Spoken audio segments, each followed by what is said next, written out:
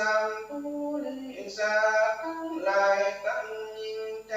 น้อยใหญ่ผู้มาไฟปัญญาได้ละจำติดต่อพอขาดพอลำนับมาส่วนว่าพรำปาบาปไปก็รับป่าไม่ลงดันตามขั้นขันเจตบุญที่บอกมันก็เดียวตามของหินก็ไปรอสารทั้งเจ้าบุญบ่อสาวัตจุตารสีมันก็ยินดีถึงยาวจริงฟังเฝ้าไปหาแล้วก็น้อมมือสาก้มเก่าไว้ซึ่งเจ้าราศีก็ใครว่ามีโอกาสเป็นลบบากักว่ากินจีนนุ่มบนโตผู้สลังการที่บนโตอาณามยังดังนี้เป็นต้นว่าข้าแด่พานุสีติวายมาอยู่ดงลีป่าเศร้ายังสุกุ้งเต่าสันใดโลกไปพอมาปาดในทุกสันให้สนพระไม้บ่มาไกลเบียนปีเลี้ยงสีบ่อยาจุ่มหัวจากหัวมันยังผู้จันต่างเขาจะลืมนันตาปัสสาจุตารสีฟังว่าดีรำเราจังตอบเล่าไทย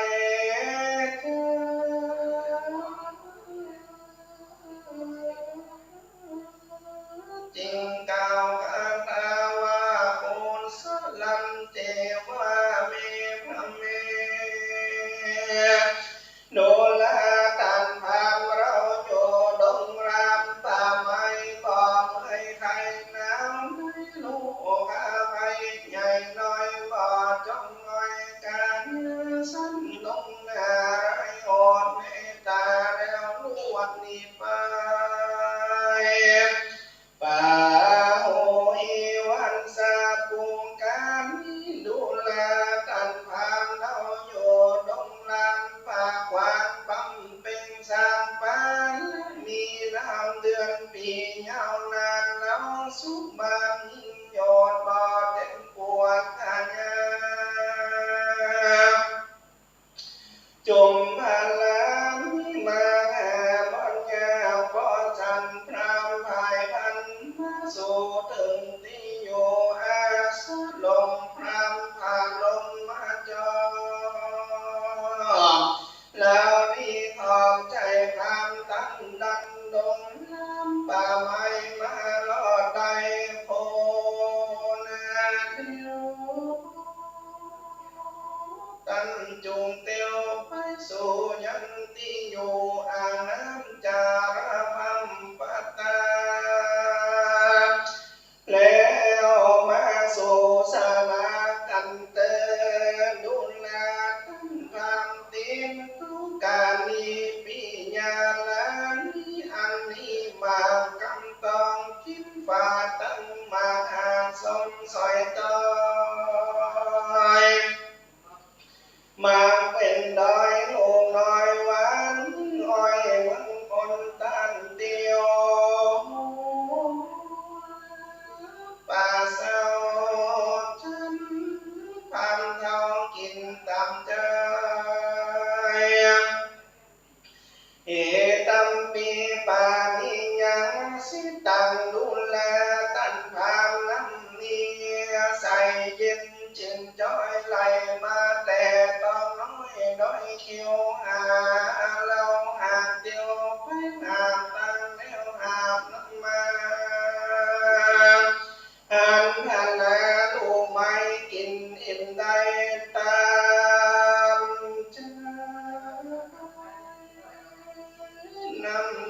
ใส่มาเต่าจังทำเต่าดูดกินเล่นนาเพื่อนายโจรจังดังบามจึงยงมือยืนไว้สีไทยวาตีกล่าวถอยว่าพาเลเจ้ายอดซอยมุนนาเครื่องพูดจาแผกแนวคาลับแล้วจำเนินใจว่าข้านี้ไก่แต่เราย้อนไทยอันยังเจ้าผู้ดอนจื้อเวสันนอนบุญใหญ่ดวงตาไทยสนใจอันเจ้าใจไทยฟ้า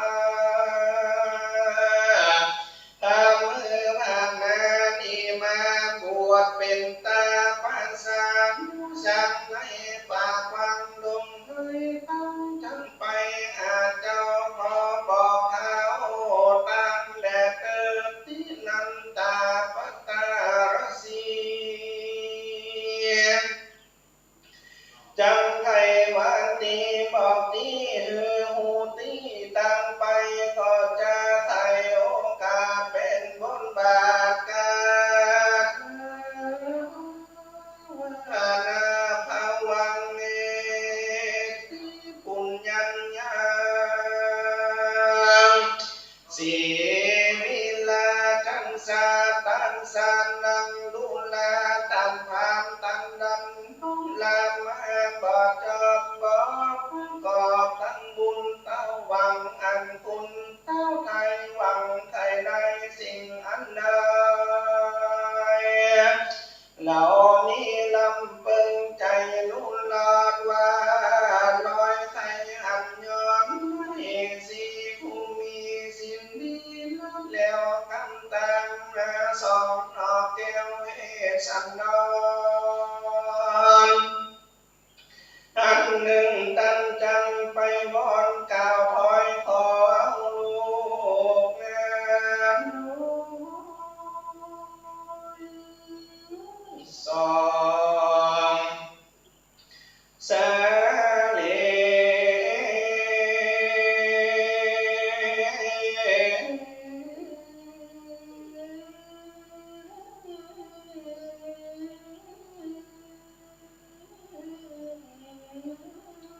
เจอจันลีลุยนา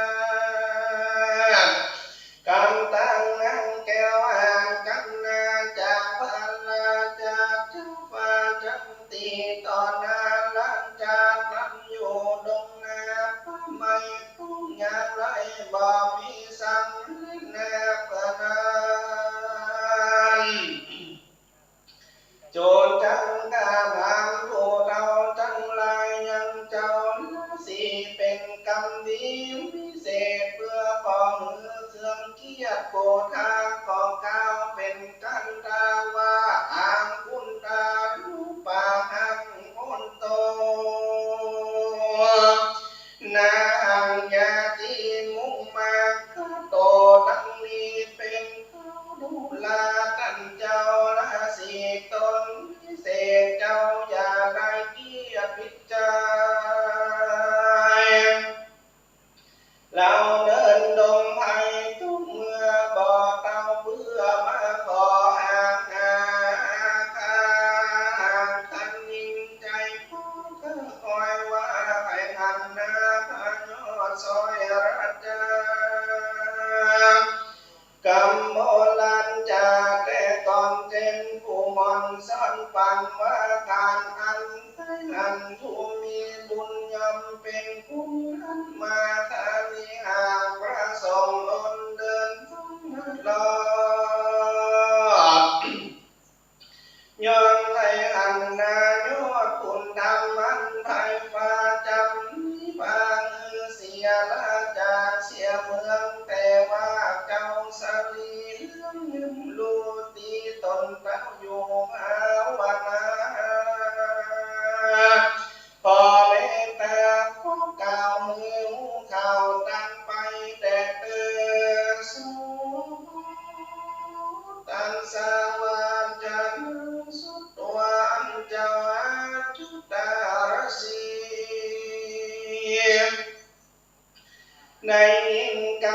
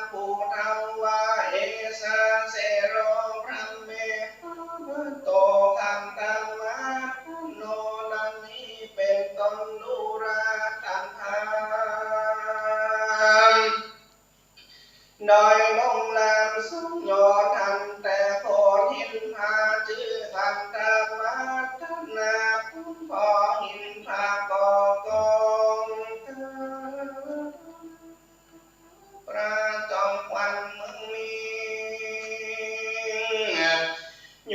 สังยิงปารมีกาตังวัดดีเลิศแล้วกำตานังแก้วสีลีพอถือพอกันลีเกี่ยวลูกไม้หมวดกาไว้เป็นจดาเอเดนิลานุลาทั้งทางไม้ดงลามแลออกลูกแผ่เลือพองหล่นมาเมื่อผ่อนพองสุกก่อนกุ้งกินตรงบนดินเนี่ยนานไปนิวานสาทานไหนน้องดานลืมไหลไม่สาเกียนต้นใหญ่บ่แปดไม่ตะละแปดหูกว้างต้นไม้ยางสูงเป็นจอตั้งต้นพอใหญ่ต่างไม่ติงน้ำนี้กลางป่าไม่มาขาเต็มดงลงจ้อยลงกิ่งก้อนโอ้วันอ่อนน้อมมันงามดังใจกินเหล้านั่งล้อมเฝ้ากันทีเดียวนั่นแหละอุปาลีทุนาปาลิญาเยสุสากุณาอันมาลงตั้งหลายมาสวาสนาเลือเธอแล้วบินไปมาเสียวสอดบนต้นไม้ยอดสูงเรียวลองเสียงเสียวทุกแห่งเหมือนเสียงคำติ้มแห่งปูนฟังโหร้องดังเสียงจืนดาวเอาเต็มตาบินคำวางกิ่งไม้มีตีกายอารามนั่นแลเมื่อนั้นพาทีเนื้อมันออกดาวลือตัวดาวโอรานีบวชเป็นจีจึงจอยกำลูกน้อยสองคนตั้งใจตนมุดกันให้ที่นั่งอยู่ภาวนานั่งเสือลายผังปอยโอ้ยจันโยจาไฟบอกขาดใจมุ่งมาปาดหาเอาสัมปัญญูเล่าเลือดฟ้าเล่นนาพระเมยอัมพาจำปูปาทิตาจาดีเจปังกาไม่มุงงามวิเศษจงบุญเป็นนายลามาควินอ่านเจือนจันมาเลือวานเป็นเรามีลูกแต่เก่าเธองาฟ้าในดงไม้ทุกกำมีแม่น้ำกินวานใส่เงาบานเลิศแล้วมันดังแก้วมีต้นมีปลาสูงฟุ้งเต่าลอยเล่นเล่าไปมาอันว่าบุคลนีพลานกว่ามีที่ข้างอาสักลมอันนอนลาตากว้างอาบเย็นจังก่อนเต็มไปผู้ขออุบลดอกเขียวงามเมืองอารามแต่ฟ้าทวนนาชื่อว่านันทาวาอุทยานเล่นเนนาโคมาว่าตันทาปาทุมาเสกโสคันทิเยดังนี้ดูแลพรางมัวเงางามฟังหาข่าวดังพาโผมาหันเหลือตาแต่การตั้งดอกบานเปื่อนจังก่อนบางคำสอนพับตาดูเรียงเลือบเหลือตาในลงงาจูกำทางแม่น้ำมูลจะลิงกุม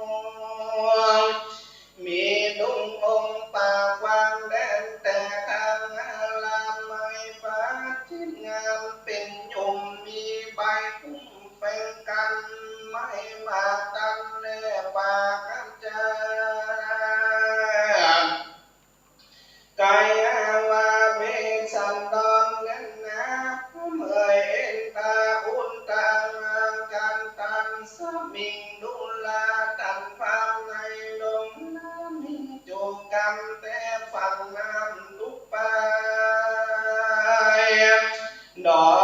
กบัวใหญ่งามสะบูพังบุญอยู่เป็นตัวตาเสือลอนในหัวกางอยู่ตามทางลามไม้ต้นงามเป็นดอกผิวเหลืองซอยดอยตามแล้วดอยสะอาดเหมือนอากาศใสงามผมคนลำทั้งดอกไม้หอมลอดได้7 เดือนกินหอมเยือนไปผู้ขอบลมปันนวดทำดงและนาดีกับกาลูจาตาลีดุลาตันหามมาฟังงามมี3 สิ่งใหญ่แต่ยิ่งกิน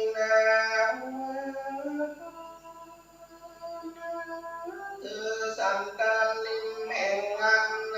ที่นำเจมุนจารีมีเนื้อดินปันไทยมีลูกใหญ่แต่เต้าให้ตามีพระมาลายเอาใหญ่แต่เล่าให้ลามมีหลายลำหลายซ้ำใหญ่แต่พันตั้งมวลมีทั้งส่วนพังกาดนาไก่อาวาเวสันดอนน้อมเตียมสอนหอมบัวอันมีผู้เต่าเราพายก่อบินใส่ทงปานันนาผู้เอ่ยดุลาตันพามยาหันยางดูวิเศษสะเอ็มเต้ทองไก่มีในใบทุกขอบซอนนอกดอกทองไก่เกี่ยวลำไปก็กอดเหนือมุงยอดถึงกาวเคลื่อนย้ายกอดไม้เกี่ยวแต่ร่มไตไปบนนั่นแลบุญพานีจะดอกไม้อันว่ากูว่ามีในป่าหิมมาปานมาดูจากการหนึ่งแล้วมีเต่ามีลำพึงกินหวานแก่อันตัวแม่จังบินนี่สันตามุนมีทุกสิ่งรสหอมยิ่งกินหวานแสนปีบานน้วงใหญ่ตั้งกันไว้เดือดจานสามุลาเพนวันทุกสิ่งกินนางยิ่งเป็นยาเนียมสีนาข้ามองก่อโกดสอดดอกเลื่องลายดอกคำนายเหลือแดดนอนน้ำแก่ข้างดวงขมิ้นคำลงลามหอละดังงามทุกแง่กังคุณแผ่เต็มไพว่านาในป่าดินนามีทุกสิ่งยาดินยิ่งเหลือเล่นนาพระเมยพระเอกทาสี่ห้าพันยังทางจาส่วนวาระสีเลเสือคงเสือเหลืองคงหลังนอนมีตังปังพื้นเป็นหมู่แม่จังกูตัวไปอันว่าดันลายเห็นวิมาเห็นหามามุมเลี้ยวลามังเที่ยวเป็นหมู่ฟานเรื่องอยู่เลี้ยงลายนาสูนพิจ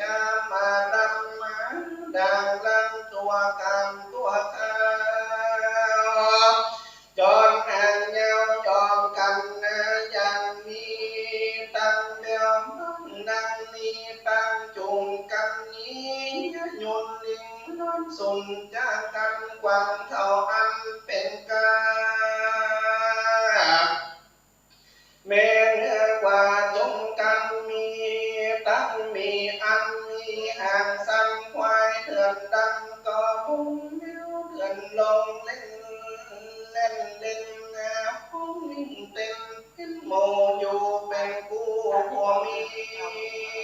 ยกาไตเจียไปเป็นหมู่ฝูงแดงจำอยู่สองสันลุงแนมใหญ่เสือลายเพียวลายเสือป่านมยุ่งนังแนมเดือนทองสีทุลองกวงกัวสีเต่าดิ้งมัวหมุนมัวนงกาปูนหางแดงนงกาแก่งเข้าไม่น้องหินก่อไหลติงกาลุงกลางวันย้ำเตียงเสียงวิกเวียงปุ่มฟ้ามี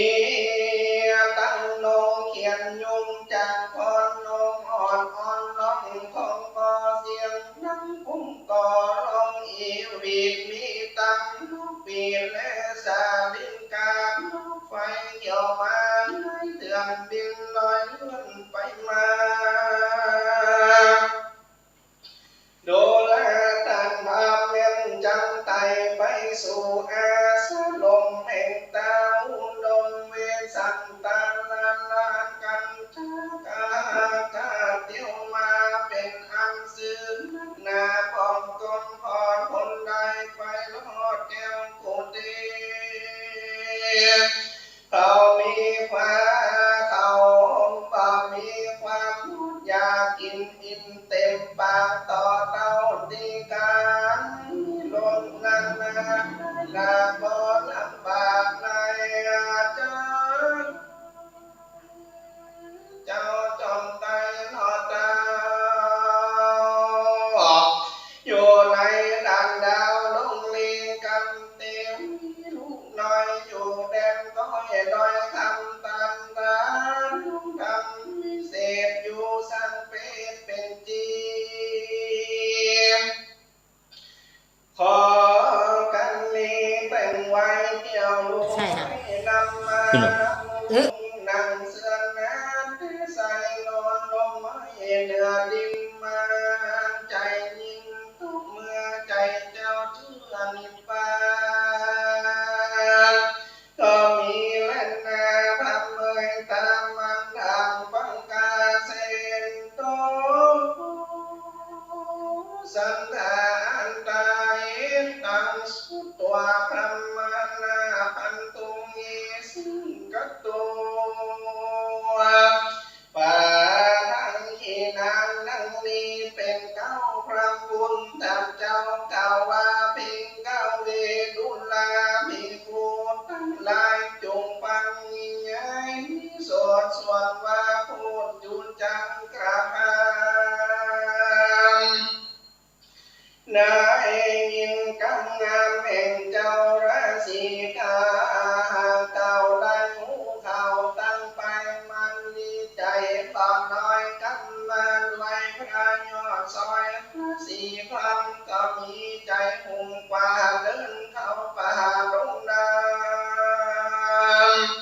มันก็กระดำปันดังสิ่งนานาลองไว้น้อมน้อมราศีตากำมีบอกกล่าวราตันเจ้าตาภาษาริมไกกาทับใจเขาผ้าไหมลงไห้หมายใจไปรอดสู่ในที่อยู่ภาเวสันตาลาลาก็มีวันนั้นเล่นนาฟัง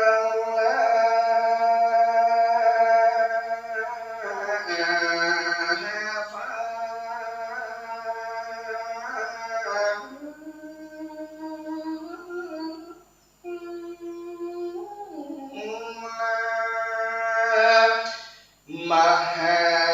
มูลาชาตาลา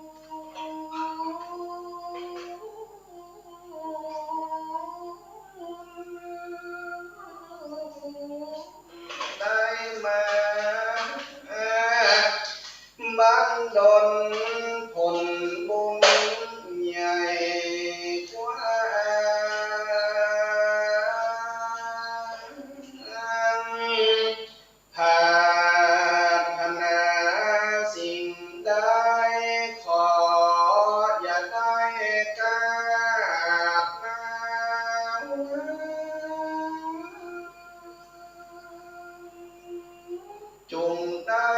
เสพสร้างก็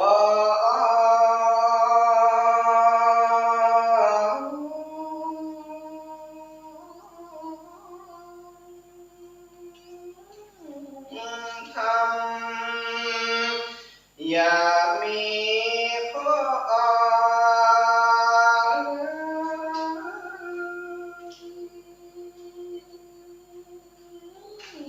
บาปเวรเป็น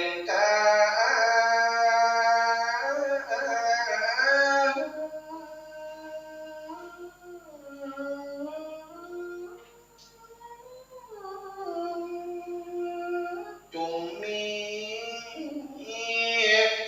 พระธรรมปกครองหอง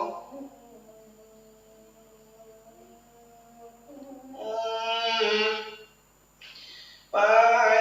ปองห่มนาทุปนรอดหา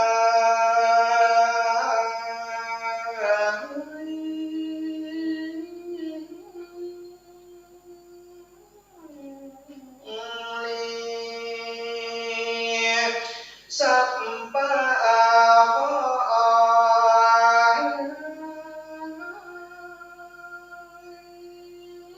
จุงย้าย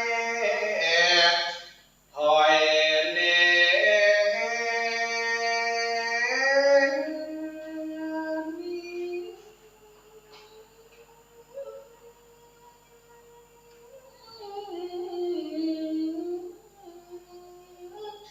โจกใจอันดีจุงไหลลังข้าวมังมนโตนา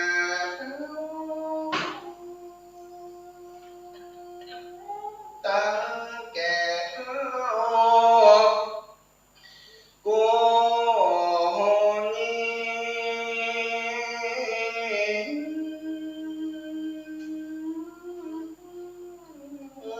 ใจ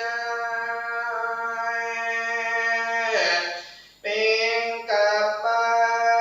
นา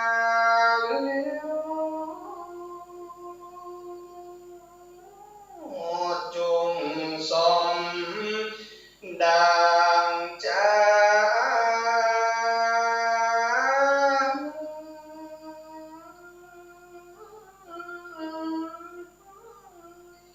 แม้ไปตั้งใดโจกใจปกป้องขอสาธา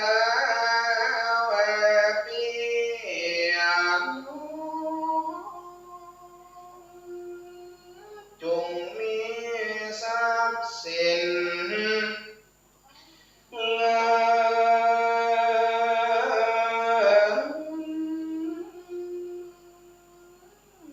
ินทอ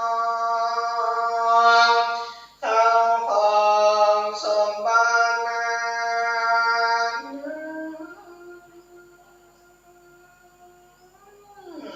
จงไหลมาก่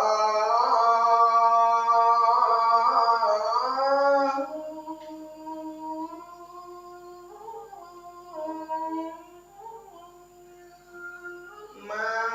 มีเงินทองได้ล้านโกดแสนตื้ออย่าได้มามีคนมาเกินแย่งลูกจีเอาในจง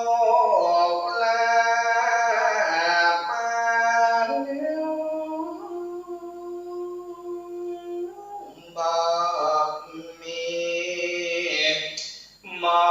ง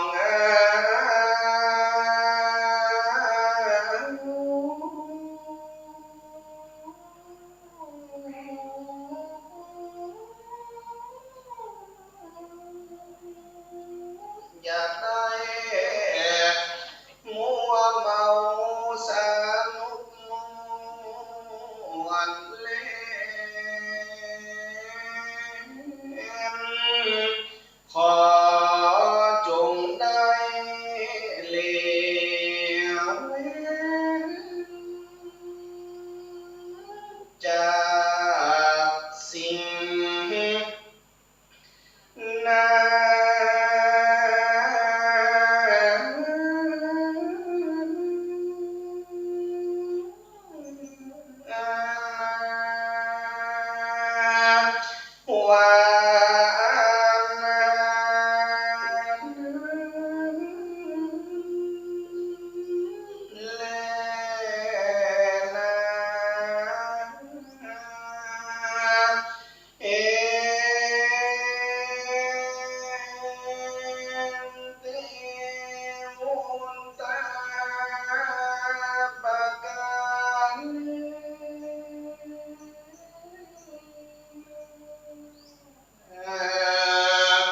ก็มี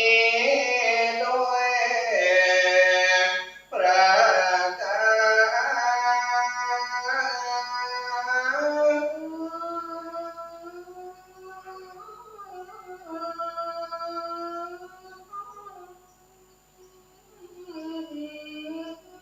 ดัง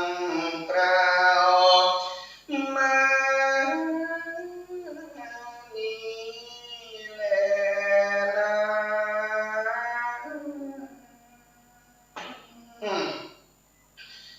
มหาวันนาวันนานิตังกิญาสังวันนังวิเศษจาห้องเหตุมหาปรอันพันดำบันดาลไปด้วยการ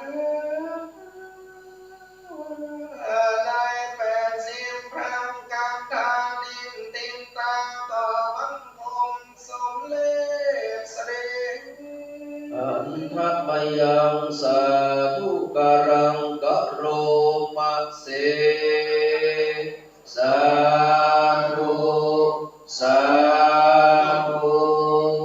สาธุสมกับการรอคอยเด้อนะครับพี่น้องสายหวานนิ่มนวลนะครับท่านเต้นได้ถึงบัตรซีขึ้นเด็บ2 ทีนี่เป็นบัตรทีเป็นกุมารละบันก็ได้นะครับเป็นคนเป็นพระที่มีความสามารถวันนี้ท่านอาจารย์วัชรพลจิตายาโนนะครับที่ผมได้จะมาสู้ครับปีน้ำเมียมาหมดเลยประกาศเลยว่าไหนมาหมดเลยมันเลยเจ้าของปีเกิดนะมาหมดเลยเป็นไก่เป็นไก่เอามาลองคบกันเด้อของมาหมดเลยไปแน่ทุกการงานดีกอนั่นมาปีเกิดมาเลยนะเอาให้มาเลยไม่ค่อยมานะเย็นดูนะสาธุอยู่หลังต้นไก่ที่อยู่หลัง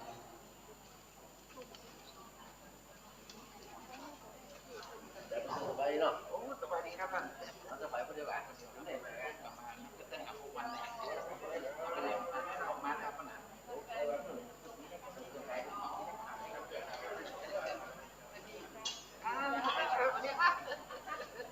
สบายดีครับ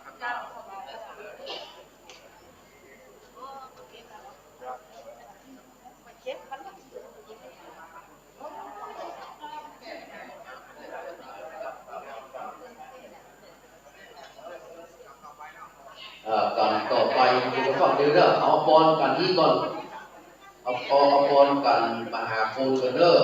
ไปนั่งกับคืนกับที่เอากันมหาโพลก่อนเอาบอลจากอาจารย์วัชรพลจิตายาโนเด้อท่านมาจากสำนักหัวพวกวัดหัวพวกแสนเมืองบ้านหลวงเนาะนะครับ ในภายใต้ร่มบารมีของท่านพระคุณเจ้าครูบาเจ้านะครับหลวงพ่อแอนะครับวันนี้นี่เอาลูกศิษย์ก็สุดยอดเลยนะพี่น้องนะครับต่อไปครับบอลเนอร์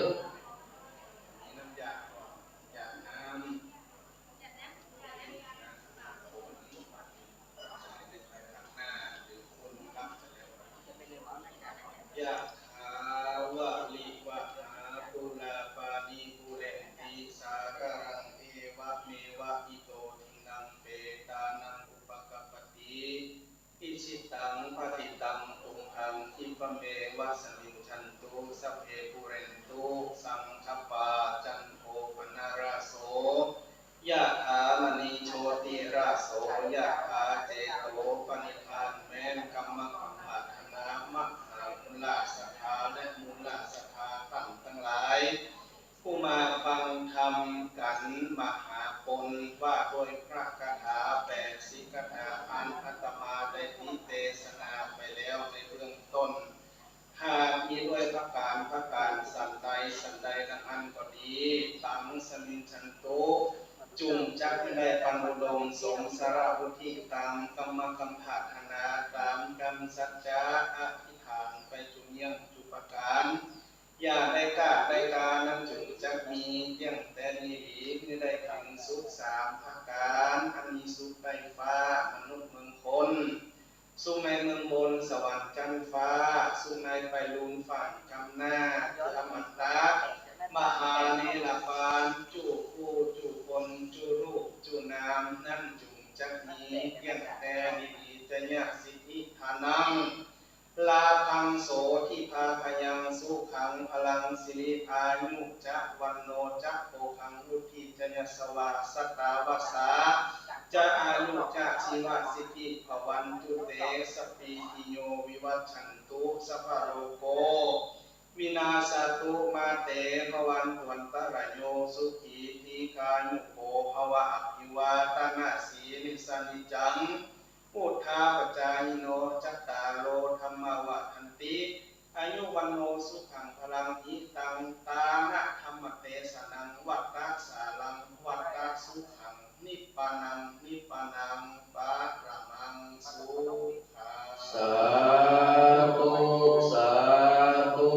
สาธุกล่าวในนามของท่านอาจารย์พระมหาวิษณุจารุธรรมโมนะครับพร้อมกับคณะสัตยาวัดเย็นรีพี่น้องศรัทธาสาธุชนทุกคนทุกท่านกราบนมัสการขอบพระคุณในเมตตาธรรมของท่านอาจารย์วัชรพลกิตยาโนเนียวหวานเด้อถ้าเป็นนักร้องลูกทุ่งก็สอนพีดี4ประจวบก้านแก้วสุพรรณพี่น้องนะครับนี่เป็นแนวหวานเป็นตาหวานนะครับฟังแล้วพ้วนอกพ้วนใจเป็นที่ละมอเอาใจได้ใส่กาบเก้าใส่ระบำทำแล้วก็ไปใส่ระบำกาบปลายนะครับวันนี้ส่งกับการรอคอยในผู้ที่7นะครับ80 พระคาถามหาปนจบลงไปเป็นที่เรียบร้อยขอคุณพระคุณเจ้าได้รักษาเด้อนะครับได้รักษามาตรฐานวันนี้เราพ้นใจได้ท่านอาจารย์ประเสริฐจะใส่กาแฟแล้วก็มาร่วมงานตัวร่วมบุญตัวอนุโมทนาด้วยอาจารย์เด้อนะครับเดี๋ยวสกรรมเลิกขณะนี้เอาเตรียมโปรเจคเตอร์เรียบร้อยแล้วนะเดี๋ยวคือพ่อคุณทำเลิกพ่อคุณทำได้ประเคนฐานโปรสี่เลิกนะครับเดี๋ยวอาจารย์มหาวิษณุได้ทักทายครับนะครับรับท่านพระครูปริยัติยานุศาสตร์กรรมนอกเดี๋ยวถ้าคนบันทึกมาแล้วเราจะได้ถ่ายเลิกจะได้ทักทายกันก่อนนะครับกราบนมัสการขอบพระคุณท่านอาจารย์วัชรพลครับกับฝากความเคารพนับถือไปหาครูบาเด้อนะครับเนี่ยนั่งเนี่ยประเคน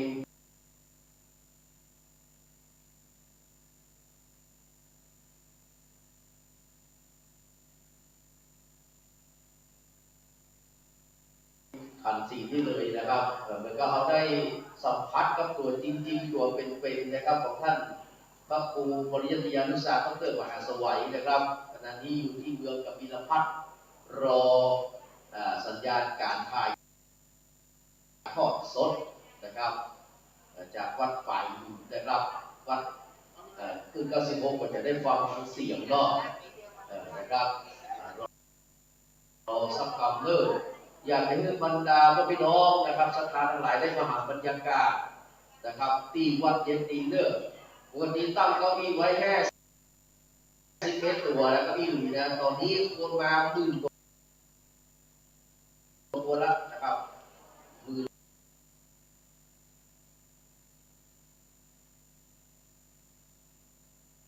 กว่าคนละที่เราฟังถึงบ้านรวมกันแล้ว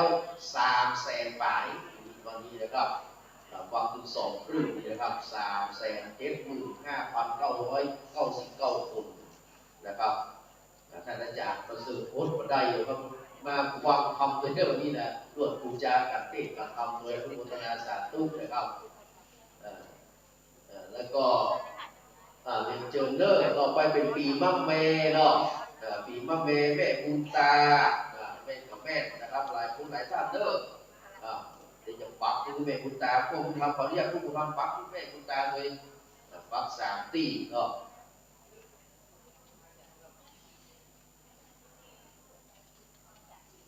ปีมะแม่ได้แม่ปุยาสมบัติจันสมโยมมานิกาทุติมาโยมจุฬาโนนชัยวุฒิโยมแม่ชุติกาสิเจริญโยมรับสุดโอเมกานิโยแม่ครูปาริชาติในสุวรรณเนี่ยแม่ครูอยู่ที่บ้านเนาะโยมแม่นาดาวันชัยศักดิ์โยมนิกาวันรามรัตน์โยมสุนาโยมไพวันตอนศิลวัฒน์โยมอรไทยชัยโยโยมสัตย์คือพักดีโยมมานิวันเจริญเนตรโยมสุมีน้ำมนต์โยมวิภูสิทธิ์สุภกิจภากรโยมแม่ปราณีเทพโอนโยมแม่ธีรนุชพุทธประดุกและศรัทธาที่อยู่ที่บ้านเลิกกับศรัทธาที่อยู่ที่วิหารโดยคณะสาธุกับตอนนี้นะครับขออนุโมทนากับแม่จันทวีรังวิเชียรเนาะนะครับของกับครอบครัวบำรุงค่าน้ำกับไฟวัดเย็นเย็น200 บาทนิมนต์อาจารย์มารับนะครับอนุโมทนาสาธุเด้อแล้วก็ทางบ้านโพนน้ำสาคันสายเนาะโยมเดี๋ยวก็สำราญเนาะยมสายสินอินทวงศ์ปีจอกับ200 บาทแล้วก็ยายแก้วไข่แก้วเนาะอินทวงศ์ปีกุลปีจ้างนะครับ100 บาทเดี๋ยวก็ท่านจะมาวิสรุปนะครับแล้วก็โยมไข่แก้วอินทวงศ์กับรวมคุณพระป่าแห่งนะครับบำรุงสถานีแห่ง100 บาทโอ้อนุโมทนาสาธุนะครับอันนี้นะครับนายวิษณุมหาสารวิจิตรจากกรุงเทพนะครับ100นะครับแล้วก็ระพีพัฒน์แซ่ทวีพงศ์แซ่ไซเนาะปีวอกจากเชียงรายครับ100 บาทแล้วก็กันนิกาแซ่ไซปีไก่ปากาจากเชียงราย100 บาทแล้วก็นางสาวกนกกรนะครับพรามวิเชียรกทมนะครับปีจอนะครับ100 บาทแล้วก็จันทวีแม่จันทวีพรามวิเชียรนะครับปี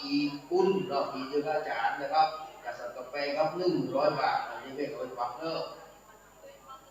แล้วก็โลดทองโปรยทานตัวนะครับวันนี้ก่อนเดี๋ยวเอาพื้นนะครับแล้วก็คุณจันดีเจริญตื้อบ้านตำหนักตำบลแม่เฮียนะครับพบกันเต้ทุกกันนะครับ300 บาทนะครับอนุโมทนาครับคุณจันดีเจริญตื้อนะครับอนุโมทนาสาธุเด้อของแม่จันเพ็ญปฐมนิติคุณก็ปีมะเมียมัน200 บาทเรียบร้อยไปแล้วนะครับแล้วก็ปีวอกปีมะแม่เอาไปใส่แล้วเด้อนะครับแล้วก็ปีวอกนี่ก็เพียงไกลรอแหมนะครับเพียงไกลปฐมนิติคุณนะครับรอแหมนะครับรอถึงขึ้นกันเต้เด้อท่านอาจารย์เรียนไปก็ได้อาจารย์ประเสริฐกับพระพุทธรูป3 กันนะครับกันละ100อนุโมทนาสาธุเด้อแม่วันดี300ก็ครับผมสถานที่อยู่ที่บ้านก็ต้องการดูบรรยากาศที่สดๆมาที่วัดเยอะเลยนะสถานก็ได้พบได้เจอกับพ่อบุญธรรมแม่ครูงามดีอาจารย์ประเสริฐประดาเจ็ดสีแม่ปุยาโอ้มาเต็มบริหารนี่ก็เจอได้ แม่เรียนเกี่ยวกับมาก็จะไปสวนพวกเราเอากับมาไปเลยมาวันดีกว่าเป็นอาสาทุกท่านเป็นเกี่ยวกันนะข้อไหนเขียนสีต่อไปแต่ที่เขากำลังเกี่ยวพื้นที่ที่เมืองก็มีน้ำพัดอยู่จากนี้นะครับจะเป็นการใหญ่กันลงเหมือนกันนะครับการกุมารมี101คาถา101นะครับสำหรับคนที่เกิดก็ปีเซตปีเมษปีเมษหรือว่าปีแปดปีมะแม่นะตัวเฟิ่งอยู่ที่พระธาตุดอยสุเทพคอนเนอร์กับตัวเฟิ่งอยู่ที่พระธาตุดอยสุเทพนะครับเป็นที่เคารพนับถือเนาะอยู่ใกล้ๆเนี่ยสำหรับคนที่เกิดปีมะแม่นะครับตัวเฟิ่งอยู่ที่พระธาตุเจ้าดอยสุเทพนะครับเด็กเจ้าของไหว้พระธาตุสุเทพเป็นแบบนี้นะก็ได้แม่ปูยาเฟิ่งปีเมษเฟิ่งเอเนาะเฟิ่งปีเมษนะครับพอเลยสองพอเลยกับต่อดาวสูงดาวล้ำไม่เคยเนาะโอ้เกิดปีมะเมนะครับเดี๋ยวท่านอาจารย์พระมหาวิษณุจะได้นำเนาะว่าปูจาไหว้พระธาตุโดยสุเทพที่เขาว่าปูเจ้าเนี่ยนะครับ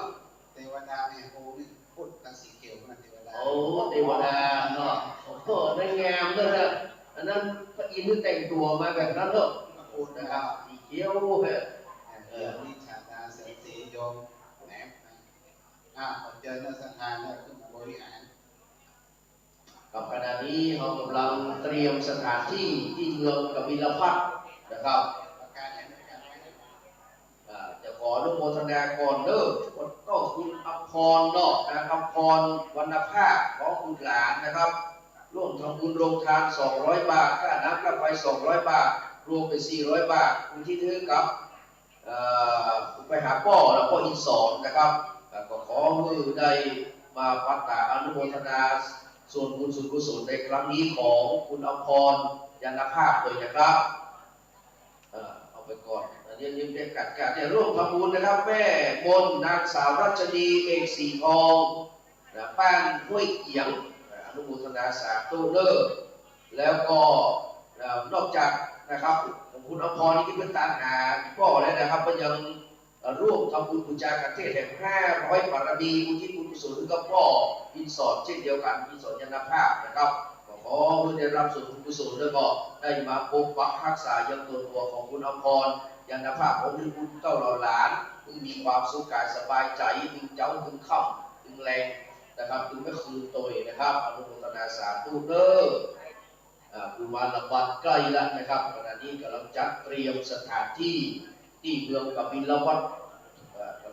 นะครับหรือว่ากบิลวัตถุเนี่ยนะครับใกล้ละ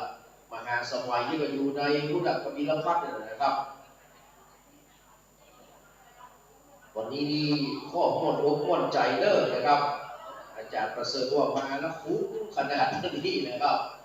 มาละคุ้มเสียดายพ่อคุ้มอ้วนก็ได้อยู่ด้วยเนาะเพราะอ้วนไปไกลไปทางเชียงรายแต่จะปิ๊กขึ้นไปทางฝั่งมันไม่อายนะครับแล้วก็มีงานทำร้ายที่มีโอกาสได้มานะครับแต่ว่าเขาคุ้มเขานักกว่าพวกอ้วนเด้อนะครับผมมาฟังกันวันนี้เป็นการที่8จะขึ้นเลยนะครับการที่เจ็ดไปก็มุ่งการที่เจ็ดตะกี้ก็ม่วนขนาดเนาะโอ้เสียงก็ดีนะครับไปรอบรีตั้งแต่เก้าถึงปลายก็ได้กว้างซักกับพี่น้องเด้อนับว่าเป็นบุญของหมู่เฮาที่ได้ฟังท่านอาจารย์วัชรพลนะครับอิตายาโนได้เต้นให้หมู่เฮาฟังไปจะมาบูชาการเต้นการทำให้ก็เรียนเจอเด้อตั้งหลังก็เต็มมาแล้วทั้งแหนเต็มละโอ้ขยับเด้อนั่งได้อันที่มันนั่งได้ก็นั่งเด้อนะครับนั่งทะลุพวกไรเรียนเจอครับเทวบุตรเทวดาที่กำลังมาถึงเด้อทำเรียนเจอเลยนะครับที่จะได้ฟังเสียงจากท่านพระครูปริยัติยานุสาดร.มหาสวัยเทวคุญโยนะครับองค์ธรรมกถึงกุมารบันเป็นการตีนะครับทางผู้พามเนี่ยเข้าไปขอละนะครับเข้าไปขอลูกน้อยที่บรรณศาลาละนะครับจะเข้าไปขอละจะเอาไปละที่พุ่งตึงตีไปเรื่อยนะครับวันนั้นพวกโยมพ่อประพัดเลยนะ1,000 บาทโอ้พ่อประพัดเนาะสีจันทร์กับผมก็สีจันทร์อนุโมทนาสาธุ1,000 บารมีนะครับฝ่ามือดีมากสีที่นั่งอยู่ก็จะกับเรียนเจอตำเพศกันได้เด้อตำหลังเพศกันได้เด้อนะครับ เด้อนะครับบูชาการเทศการทำการพระพุทธเนาะนะครับเรียนเจอเรื่องปีเกิดไทยก่อนนะครับบูชากันเด้อนะครับแล้วก็ได้สายสีที่ฟังเอาลงเด้อเอาลงก่อนการละครเด้อนะครับการละครมาเมื่อใดนะพระบัวดูศิลกิจมาเมื่อใดนั้นแสดงว่าเขาจะได้สายสีทั้งหมดนี้ลงมาพันศีรษะเอามาคุมมาพันศีรษะหรือว่าหัวเขาเนี่ยนะครับจะได้เรียกว่ารวมชะตาราศีนักสัตว์12ราศีนะครับจะมารวมกันที่การละครเด้อพี่น้องเด้อนะครับเดี๋ยวสกัดเริ่มถ้าพร้อมแล้วเราจะได้เริ่มอาราธนาศีกับรอสัญญาณจากเมืองกบิลพัทนะครับไก่น้อยอยู่อินเดียวันนี้นะครับช่วงนี้ก็เรียนเชิญบรรดาพี่น้องเริ่มเข้าห้องน้ำห้องข้ากันก่อนนะครับแล้วก็ขึ้นมานั่งเรียบร้อยเนาะนะครับแม่ครูงามนิกออกมาเด้อวันนี้นะ2 วันแรกไม่ได้มาวันที่3เด้อยังตามอยู่นะแต่ว่ายังแบบเขาขบวนเรื่องนะครับนี่คุณเราหรอกคนเขานี่จะมาป้ากันนี่มันเป็นคุณเพกันตาคุณยตาหมดเด้อนะครับเชื่อว่าลอยไปลอยมาเด้อก็เป็นอย่างแม่จะเขาลุกคอเอาตึงหันแต่เรื่องกับคอมันที่ได้หันหมดอ่ะอันนั้นจิตมันตึงจะหันหมดอ่ะเด้อนะครับจัดเตรียมสถานที่รอสัญญาเนี่ยน้อยเดียวนะครับรอสัญญาจากท่านพระครูปริยัติยานุศาสตร์นะครับดร.สวัยนะครับจะได้มาเต้นมีนึ่งแล่เลยนะการนี้ก็มีครบนะครับนอกจากเต้นแล้วนะมีแล่แห่มาตัวจะได้ฟังแล่ตัวนะฟังแกะตัวฟังแล่ตัวฟังทำตัวนะโอ้ปวดงานสันเราได้กลับมาอย่างเยอะเลยเพราะว่าเจดีย์วันนี้พี่น้องนะครับมีแต่ความสุขมีแต่ความสำราญนะครับทุกคนทุกท่านเรียนเจอเด้อนะครับแปลว่าปัญญา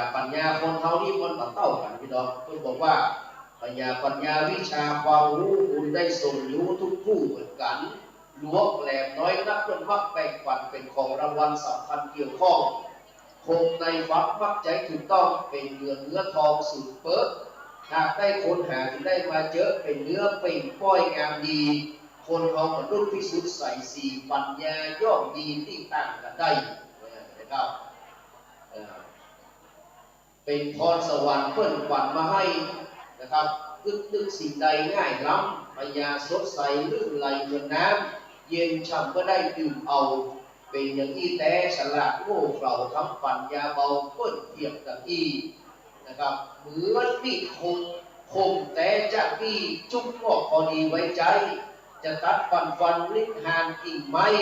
ฝนก็คือได้คมบางคุณว่าถ้าคนแหนมันฟันมาเข้าระบบเราแล้วบางแล้วไปก็จะแตงจะพับเลยนะนะครับจะตัดกิ่งไม้เด็กกับคนเราเป็นมนุษย์นะครับความสางสางเริ่มนะครับก็จะมีทางสว่างก้าวหน้าเพราะนั้นพรสว่างประแดงเพื่อคือเอาพรแสวงเข้ามาใส่ตัวเหมือนกับว่าพูดว่าเสียงมันประโคมนี่หรอกคือใส่ด้ามมันนับความรู้เหมือนนับคือมันภาคเพียงศึกษาเพราะนั้น74ที่เกิดมาได้ซึ่งตึงกันแล้วนะครับแต่ก่อนนี้รู้ปัญญาทึกนะครับเข้าเรียนโรงเรียนเนี่ยครับกว่าจะเขียนกอไก่ได้3 เดือนไปซึ่งตึงขนาดไหนพี่น้องนะครับก่อนจะมาเป็นเพราะนั้น74วันนี้ต้องฝ่าฟันอย่างหลายอย่างนะครับ100 ครูงานนี่ก็สอนเพราะนั้น74ไม่ได้เพราะว่าปัญญามันพึกนะครับแต่วันนี้เอาพรแสวงก็แสวงหาก็ปูพักรักจำพ่อกานะครับถ้าคนเราไฟเอียนไฟหูนี่นะมันตึงได้มาเองมันถึงเวลานะครับมันเกิดขึ้นเองตามบุญสมบัติที่เราได้สร้างมาแต่แสดงว่ามันจะว่าซึ่งตึงแล้วก็ซึ่งตึงไปเลยตะโมปรายาโนยนะปรายาโนยนะมืดมาของมืดไปนี่ก็ช่วยเหลือมาได้อย่างผมที่มืดมาก็พอที่จะมีแสงสว่างพลิกไปพอนะครับดังนั้นทุกคนมีสิทธิ์นะครับที่จะเป็นคนดีมีสิทธิ์ที่จะเป็นคนดังมีสิทธิ์ที่จะเป็นคนเก่งได้ถ้าเอาแสวงหาแต่ต้องรู้จักเก่าเรื่องว่าปัญญาเอาดีขนาดไหนนะครับจะไปแข่งจ้างจะไปขี่อย่างม้าอย่างแข่งตะวันที่น่ะขี่กอง แข่งกับอันนี้เนาะมาได้เนาะมันต้องรู้จักกำลังของตัวเก่านะครับจะคือเราเสียงดีเหมือนกับท่านอาจารย์วัชรพงศ์หรือว่าเหมือนกับผู้เจ้าที่คนเต้ในวันนี้ก็มีหลายองค์ที่เต้เสียงดีนะเดี๋ยวพระมหาสกุลก็จะมาเต้ตอนนี้พี่น้องนะครับเอาได้ฟังเสียงดีๆกันทั้งนั้นและกับวันทีที่สามเณรนะครับลูกศิษย์ของท่านทนายจากประเทศนี่นะอันนี้ก็เรียกว่าเป็นเสียงไม่ยิงเป็นแนวว่าถ้าเป็นมหาราชที่แนวรู้ดันเนาะฟิวโชคเป็นแนวตลกโป๊กแฮนะครับมันมีหลายแบบหลายเดียวกับนักร้องเหมือนกันนะครับนักร้องก็จะมีเสียงนวดเสียงเย็นครูสุรพลนี่ไม่ใช่เสียงหวานนะครูสุรพลสมบัติเจริญที่เสียงเย็นนะครับเป็นคนเสียงเด่นแล้วก็รู้ดันเสียงเย็นการแก้วสมบัติที่ก็หลดมาในแนวหวานแต่ถ้าแนวหวานจริงๆนั้นนะครับต้องทูลทองใจแล้วก็นะครับตั้ง2 ทีดี4 ประจุที่พวกเป็นแนวหวานพี่เป้านี่เป็นแนวบันเทิงนะเป็นแนวนันทนาการนะครับคือพี่น้องได้ฟังและมีความสุขก็ทุกเจ้าพระนายเปิดเตะแต่ละตนแต่ละองค์ก็มีสไตล์แตกต่างกันไปเป็นพรสวรรค์ทุกวันนะครับแต่ก็เอาพรสวรรค์เข้ามาเสริมตัวเรียนเจอเนอร์บรรดาพี่น้องทุกคนทุกท่านกำลังมานะครับที่กำลังเข้ามาส่องหาเก้าอี้นั่งเนอร์นะครับตำหลักนี้ยังมีอยู่เนอะตำหลักนี้ยังมีอยู่นะครับทำได้แล้วเป็นอย่างเนอะนั่งได้นะครับตำหลักบอกว่าเป็นไทยเรียนเจอได้เนอะตำหลักตั้งข้างนะครับเรียนเจอเลยเนอร์นะครับไปจะปูจาอันเต้แต่ว่ามีแบงค์ย่อยก่อนแรกได้ที่แม่อาจารย์เนี่ยอาจารย์แม่ระดาวันพวกมาเนาะเรียนเจอเนอร์สถานที่นั่งหลวงพ่อเนอร์และความอนุโมทนาสาธุกับทุกคนทุกท่านเนอร์รู้เหมือนพูดนะครับอยู่ด้วยกันทุกโจ๊กละครเนอร์จะได้ฝนหาแก้วโต๊ะลงมาในพี่น้องนะครับท่านพระครูอนุก็จะบอกว่าเอาละเวลาที่ได้โปรยทานได้นะอันนี้กล่าวไว้พระท่านโดยสุเทพแม่ใช่ไหมพรบางทีเนาะแจกกันเนอะบางคนก็ได้บางคนก็ยังมาได้เยอะนะครับว่าด้วยกันพร้อมกันดังๆเนอะถ้าได้ก็ต้องเอาพวกคุณทำที่ว่าทุกวันเนาะได้แล้วนะครับได้ละเนาะไปมาได้ก็เอาเลิกเอาไว้พระธาตุดอยสุเทพนะครับไว้พระธาตุดอยสุเทพวันนี้จะเจอเทวดามาหมดนะครับตั้งแต่เจ้าหลวงคำแดง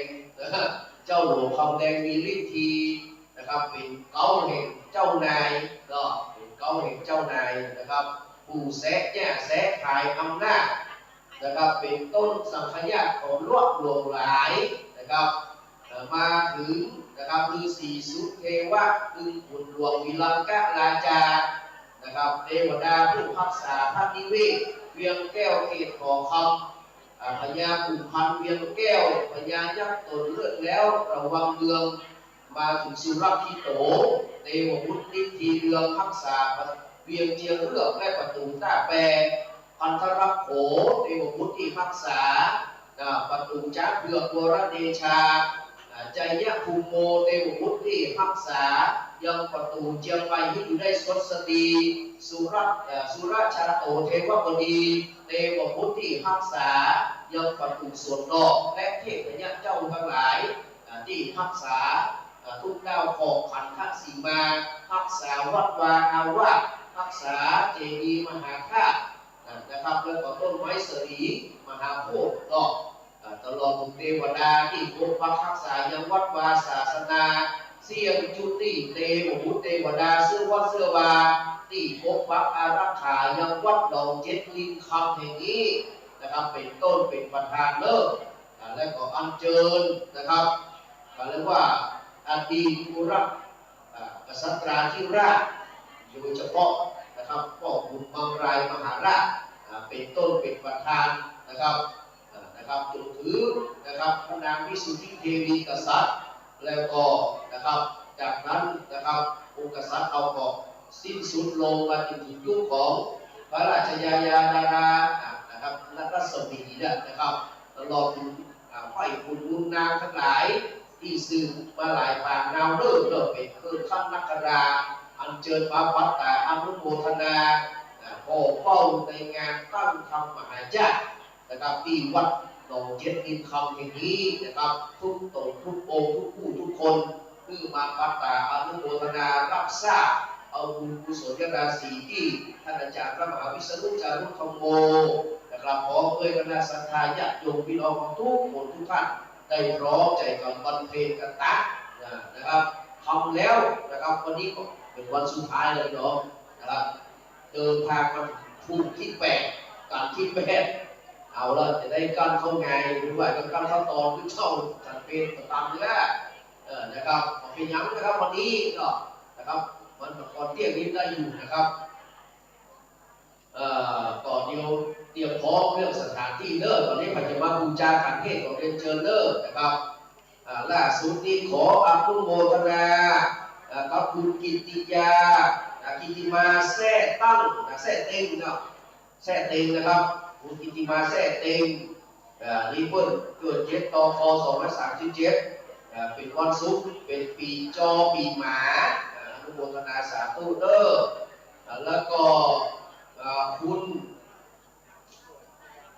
อย่างคุณเชียวไว้นะครับมนชนานะครับอันนี้10 ธันวานะครับ10 ธันวา2500นะครับวันศุกร์ปีละกาปีไก่และก็คุณมาตินนะครับคุณมาตินปีเตอร์สันนี่นะครับ23 พฤศจิกา2500ปีไก่วันเสาร์โอ้นี่เป็นซีลเดียวกันนะอนุโมทนาสาธุกับทั้ง3 ท่านเด้อก็ต้องแต่นั้นก็เปลี่ยนไปทุกวันนี่นะในเรื่องเดียวกันทุกอย่างเด้อพ่อมานิดแม่4,000จิตดูเนาะถ้าอ่านพิมพ์ออกไปเด้อพร้อมกับลูกเต้าหลานเราหลานบ้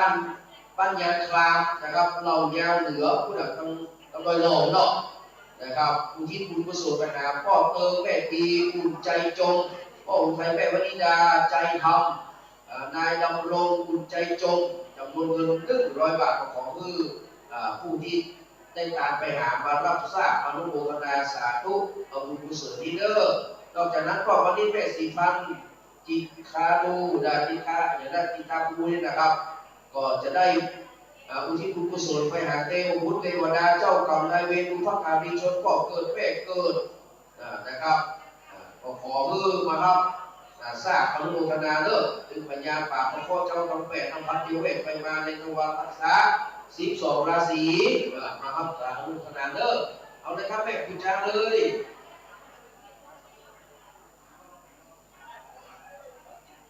เรียนเชิญเลิกการทำนิดาก็บูชาการเทศอยู่กันได้นะครับเอาเหรียญกับใส่นั้นไปเนาะอนุโมทนาสาธุตามที่เจตนาตามกำลังศรัทธาพี่น้องเลิกมี100ก็ทำอย่าง20บอกนะครับถ้ามีล้านก็ทำ10,000เลิกนะครับก็เพื่อที่จะได้ยินได้ต่อไปสืบสายเขาต่อไปนะครับโดย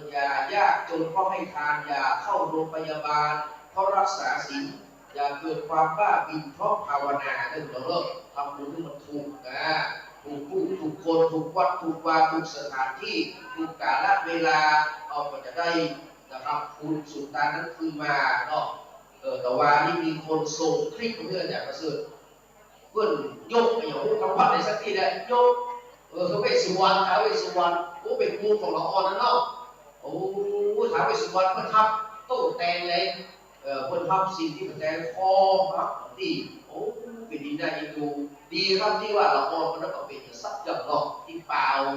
ท้าวเวสสุวรรณนะมันไม่ใช่กึ่งส่วนมันเนาะถ้ามีเต็มตัวได้มันจะอะไรอย่างเกินขึ้นโอ้โหนะครับอันนี้ผมว่าอย่าได้ประมาทเนาะเชื่อแกอย่างการที่เราจะ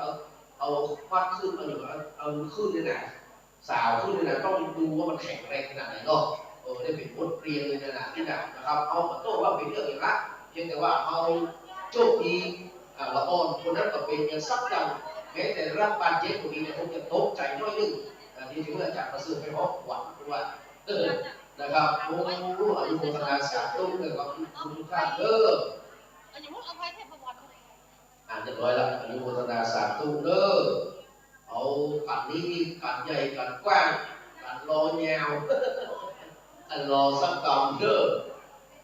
ยังบอกพร้อมเตื้อมีจะได้เนี่ยนะครับท่านอาจารย์สวัยเนาะมีจะได้พ่อนะครับ ผู้ใดอยู่กับมีลพัดว่ะโอ้กับมีลวัตถุสมิงว่ะนะกับมีลวัตถุสมิงราชาไข่ผู้หนาวนะครับเดี๋ยวจะได้มาแล้วเดี๋ยวสกาวเดอร์สัญญาณเดี๋ยวสัญญาณก็จะพร้อมนะครับรอสกาวเดอร์ได้จากเซอร์เดอร์นะครับรอสกาวเดียวนะครับเชื่อมต่อไปแล้วนี่แหละนะครับกำลังมาอยู่เด้อนะครับจากวัดฝ่ายหินนะครับขอชิมาอภัยเด้อเดี๋ยวคงจะมาละเอาไปสอบสูตรด้วยกันเด้อจากวัดเจดีย์กับเมืองกับวิลพัฒน์ต่อแล้วแกท่านชื่อในนั้นท่านชื่ออะไรนะในนั้นท่านชื่ออะไรนะพระครูปริยัติในเฟซบุ๊กเลยนะเฟซบุ๊กสวัยเทพบุญสวัยเลยนะภาษาอังกฤษเลยสวัยจะลองฟัง S W A I สวัยแล้วก็เทพบุญครอบเลยใช่ไหมฮะ T E T H E P T S E P น้ำน้ำข้ามนครที B W O N มันมีควรมีหมอกเปลี่ยนเดี๋ยวจะลองฟังดูก่อนถ้าเราอู้เหรอโอ้ท่านไอ้ที่นี่มันจะนอนเนี่ยเขาต้องปิ้นจะลิ้นมาอันเขาก็เมาหัวกันหมดกันฮะเนี่ยมันนอนเนี่ยใครฟังกับเมาหัวกันหมดอ่ะค่ะต้องตั้งเดี๋ยวกันเนอะโอ้ยเดี๋ยวกันเนอะนี่มันก็ชัดเลยใช่ชัดมาอันเป็นเมาหัวกันหมดลูกจะเป็นมาใกล้ลูกก็แผดเป็นอะไรพ่อแผดเดี๋ยวกันเนอะดีกว่านะโอ้อันนี้มันเดี๋ยวกันเนอะไอ้ยังบอกเข้าใจก็ยังเนาะเดี๋ยวกันน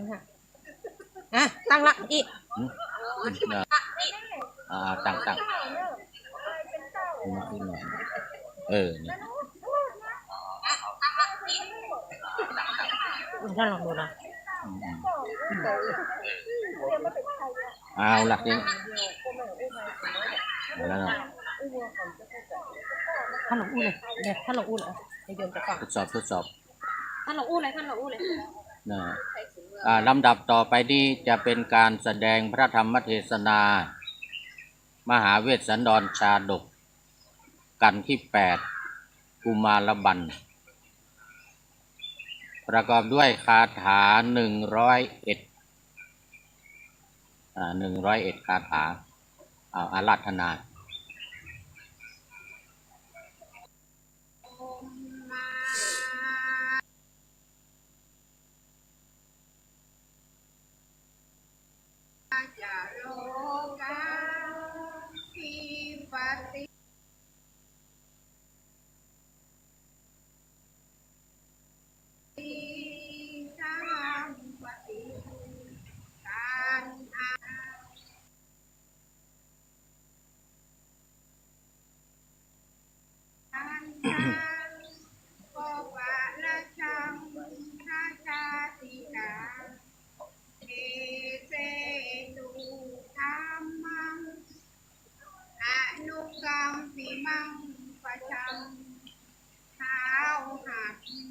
บดีพงเป็นบรมในพงมาทรงฤทธิ์ศักดิ์นาว่าบริษัททุกหมู่น้อมหัดนมัสการประดิษฐานหน้าที่สงฆ์ควรแล้วจึงบังคมสุริบาทพระศาสดาขอพรอันประเสริฐ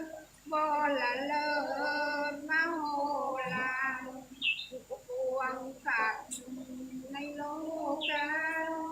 ที่เล็กน้อยก็ยังมีขอองค์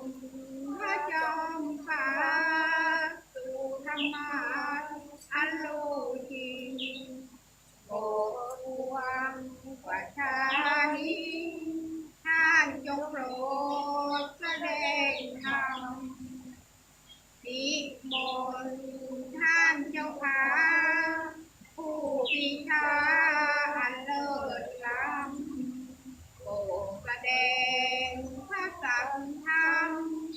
เทศนาพระวาทีเพื่อให้สำเร็จผลแก่พวกชนบรรดานี้เป็นสุขเกษมศรีสมดังเจตนาเถิดอาราธนากันโลมา โก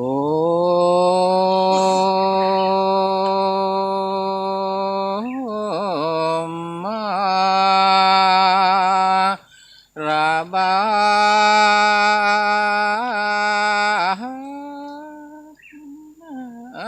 เลยอันว่ากุมาลบานกันใหญ่กว้าง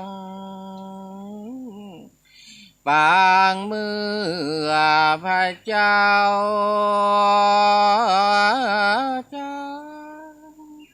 มา ยกลูกย่อตานแผ่นดินดานก็ปอไว้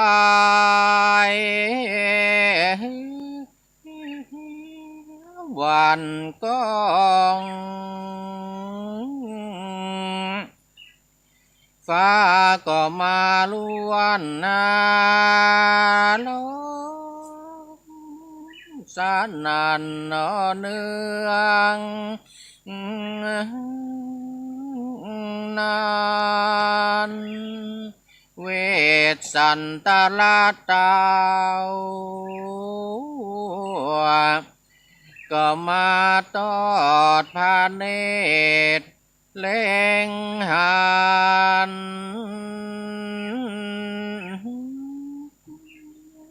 สัพพัญญูตัญญาณอันเลิศแล้วก็มากำแขนสองลูกแก้วหยาดน้ำแล้วรู้ว่าตอดเธอแก่ปูพามไปส่วนว่าสองกุมารก็มาสะอึกอ่อนให้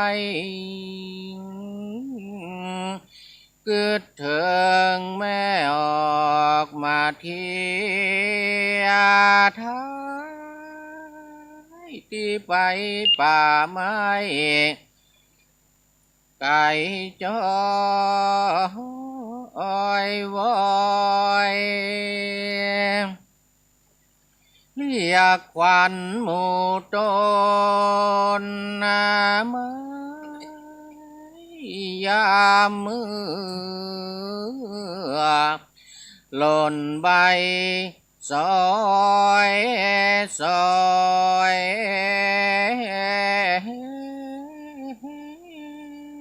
จุกกาลุยดอยข้องคอยขอดข้องหัวอกเกิดนารำมาร้องแจ้งคอยลอยหน่อยยางไฟจีจอรำลองปุนโศกต้องมองใจ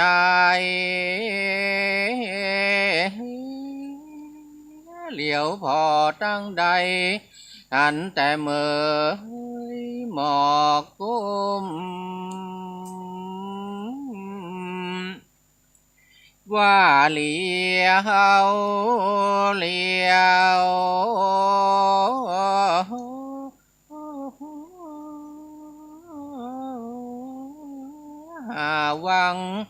วังหู พาบันนาสาลาพระสุริยาแก้วก็ค่ำลงแล้วนอเปียงตา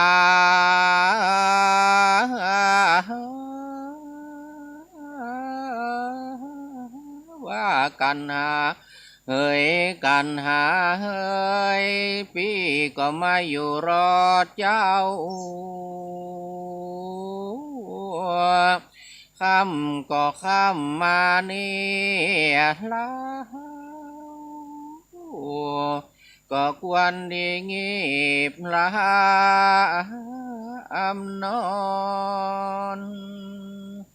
แลเดื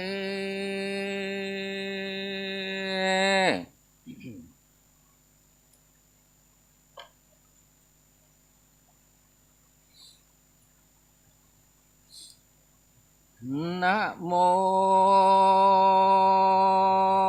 ตัสสะภะคะวะโต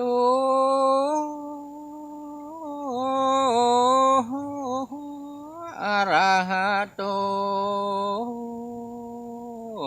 สัมมาสัมพุทธัสสะ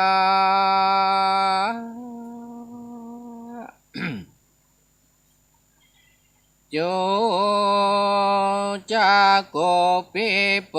คาลานิติลังปัตตวา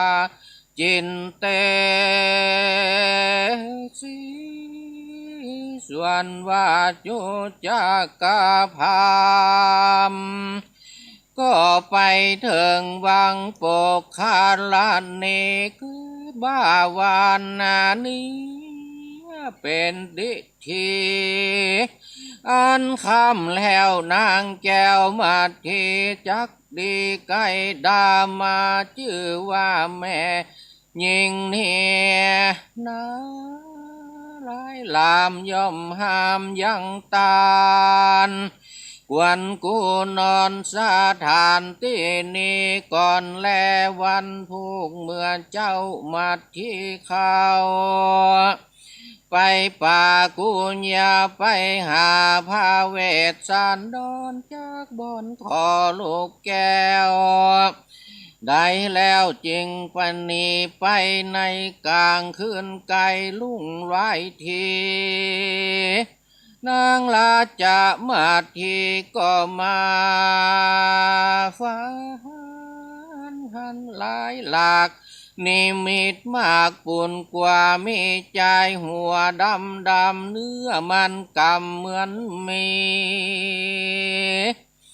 นุ่งผ้าสีย้อมฝาดตัดดอกไม้มาดแดงสองหูเล่งดูย่อหยาบมือถือดาบแกนตาเข้ามานั่งแล้วก็กำลาบนั่งแก้วเมื่อที่ยับเอาเกสีหมวดเก่าเฮือนางเต้านอนงายควักเอาหัวใจและตานางตั้งกู้ตัดเอาสองแขนนางแล้วก่อนนี้จากนางแก้วกว่าเข้าสู่ป่าไปปันมาที่จอมมาขวานลับบ่อตันจื่นนางแก้ว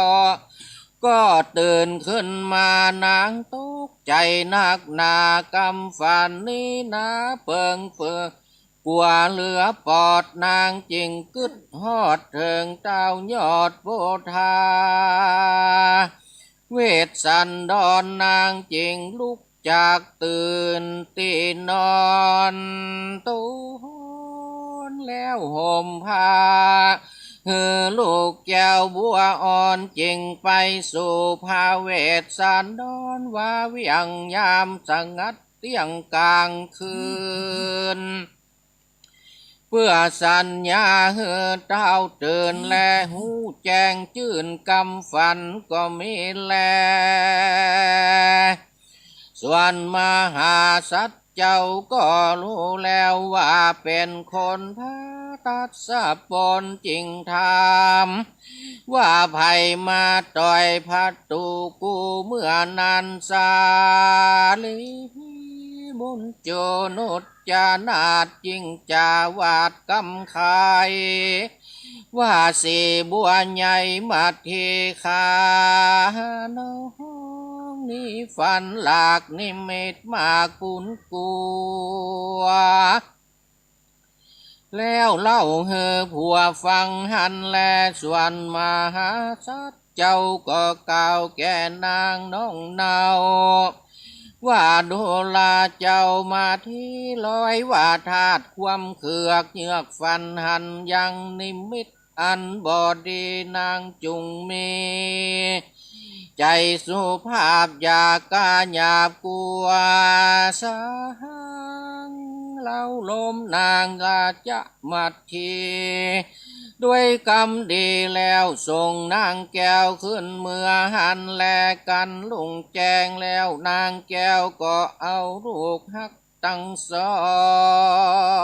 งไปฝากไว้ในสำนักแห่งมหาสัตว์เจ้าแล้วนางแก้วก็ถือเอาเสียมจอดบองและข้าเจ้าอ่านจักใส่ลูกไม้แลหัวมันนางก็เจ็ดน้ำตาแล้วนางแก้วก็เข้าสู่ป่าไม่เองเดียวในกาลนั้นปู่พามเท่าก็ลงจากดอยจันมันก็ว่ายนาเข้าสะพอเสื่องอาสาลมหันแลเมื่อนั้นจากปฏิสานทานปากตานจึงกล่าวคาถาว่าข้าแต่พระราศีเป็นเจ้าข้าจักกล่าวอุปมาสายศรัทธาตันเต้าอันลือตัวดาวทอลันนี้ยังมีแม่น้ำหลวงหาสิ่งตกวางวิ่งลงมาคือน้ำกงกางามสะอาดยะมุนนาฟาติฟองอาเจละวาดินนองแถวทางสะละผู้หลังไหลตามมาหิลามไหลกว่าไปในป่ากว้างหิมมาปานคือดังสายทานศรัทธาตันเจ้าอันเลือตัวดาวจุมปูตูนี้มาอาสาไหลศรัทธาแห่งเจ้าเพื่อจักขอลูกเต้าตันละเสคือกันหาจาลีขอตันจุงเมตตาเตตานแก่ข้าอันไหวนามาขอนิเตอมหาสัตว์เจ้าได้ยินพามเท่าขอตานมีใจบ้านจมชื่นใจต้องตื่นยินดีพระราศีจริงกล่าวว่าดูลาตันพามตันมาขอลูกเต้ากูจักเหือสองเจืองเงาเป็นตาลเจ้าจาลีผ่านแผ่วกับนางแก้วกันหาได้ยินกำจากาหยาบบ่สุภาพเสียงแข็งสองปิ้งแปงกลัวเป็นข้าใจต่อหน้านางพระมานีจริงจวนการนี่ด้วยอันย่องไปสู่ห้องตาน้ำโปกขาดลานนี้แล้วปากันลงไปลี่อยู่ที่น้ำลึกเพียงคอปอยอหัวออกได้น้ำแวดไว้ตั้งตัวเอาใบบัวงำหัวอยู่เพื่อลีเท่าปูจีพามนั่นแลจูจากกาพามบ่หันสองนงลามปีน้องในแห่งห้องศาลาจิ้งจันจากำหยาบขนาบเต้าเวทสันดอนว่ากูวอนขอลูกแก้วตันก็ฮือตันแล้วจอบทำตั้นป้อยแหล่งดูลูกแก้วสัญญาคือปั๊บ ตาแลยักกิ้วสะยิ้วนาต่อเฮอลูกน้อยนอนนีปานอันว่าคนในเมืองกุดาวไผ่บ่ให้เต้าต้านละเสตันยังมีกรรมจูไล่ปุ่นดีนายแต่ดีเลส่วนพระโพธิสัตว์เจ้าได้ยินพามเท่าที่เตียนตนมีเปลี่ยนภาพฟ้าจริงไว้นาต่อจีพา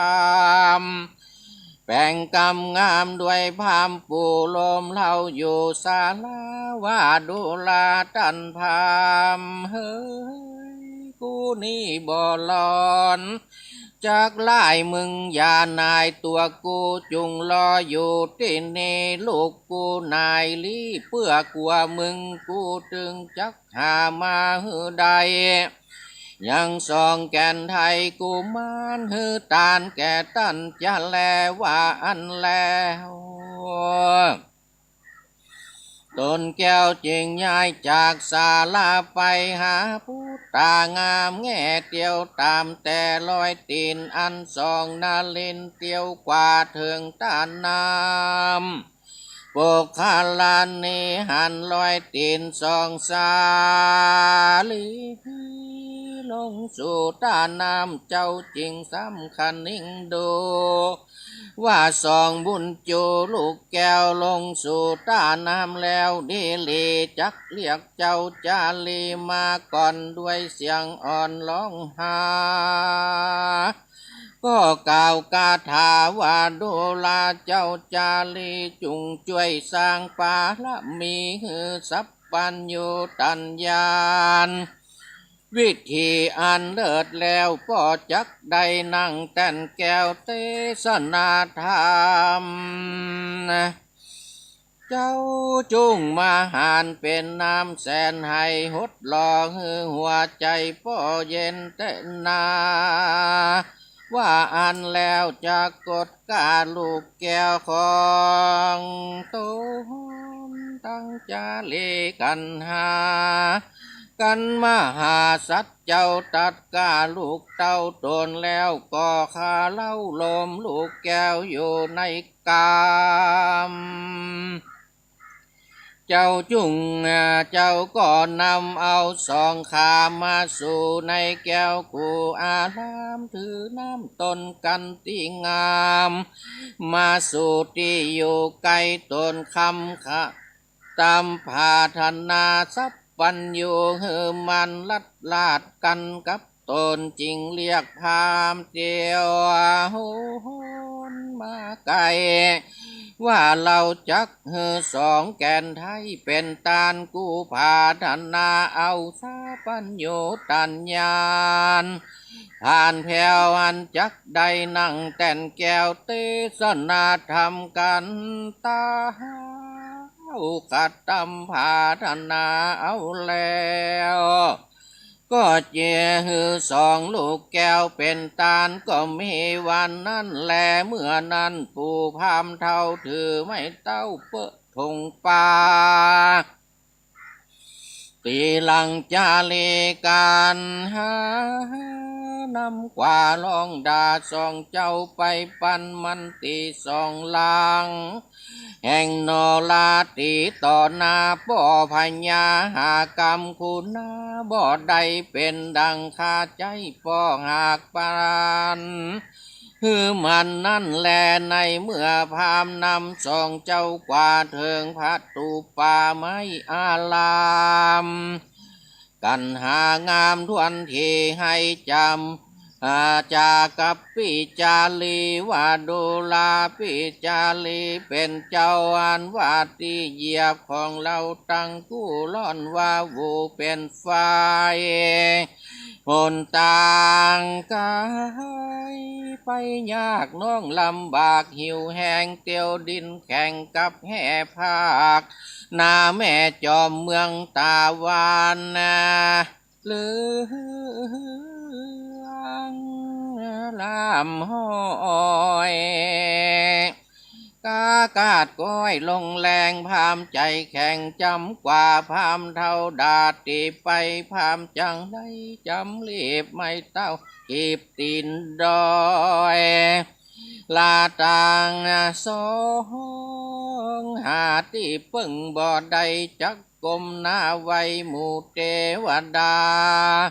อันอยู่ป่าตาจางหิมมาปานขอฮือเทวดาเอาข่าวสารนี้ไปบอกแก่แม่มาทีว่าเพื่อข้ายังอยู่ดีน้อแม่ว่าต้องแก่เปียที่อันใดเก้าว่าพามเคนนะใจหยาบจ้ามาตีเพื่อข้าว่าไก่ว่าอันขอเอากำเพื่อข้าไปบอกแกมาทีว่าพามเตียปานจักขาจะภาคนานำไปพิบ้าแม่สายใจยังหักลูกเต่าก็เฮือเจ้าเล็บมาตันจักได้หันนาลูกกำพร้าแม่ตั้งสองจาแลนนาบาดนี้ตีนเพื่อข้าตั้งกู้จำเลือดอยู่ภายใน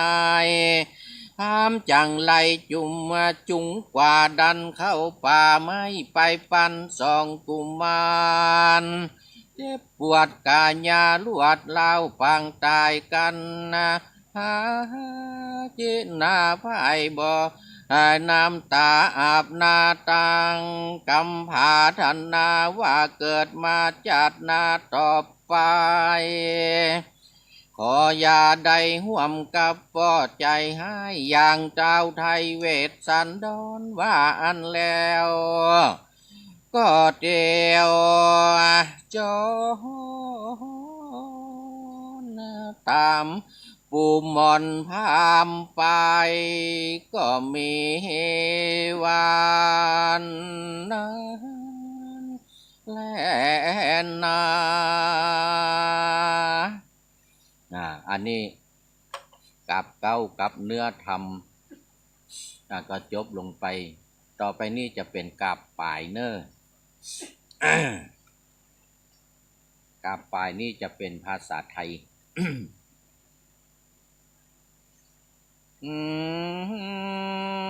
แกเป็นว่าแกเป็นสีกษัตราอยู่ในพันนา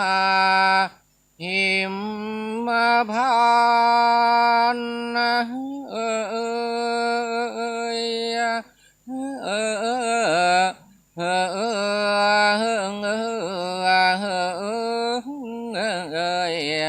พระเวทสันดรมัตสีนงครานกับสองกุมารคือกันหาชาลีออกพนวดเ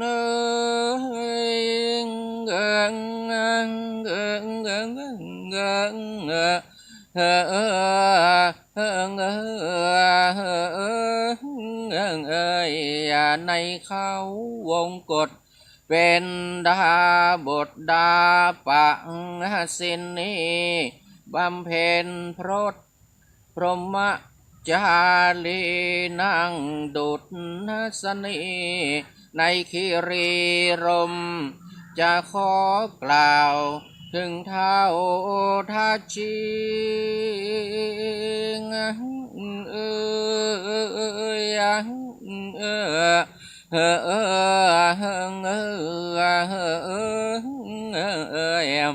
เมื่อจอละลีมาใกล้อาสมเวลาใกล้ค่ำน้ำค้างเริ่มพรมมาเข้าเขตอาสมตะวันก็เย็นเย็นเย็นเย็นว่าเย็นอย่าเหยียบทุกหย่อมยาน้ำค้างก็พระตกกระเซ็นชูชกก็จ้อง มองขเม้นเลี้ยวไปเห็นชะงอนพาชูชกตะลึงว่าพรึงพรันนานิวิตกอกสันควันภาวะนึกกลัวสัตว์ร้าย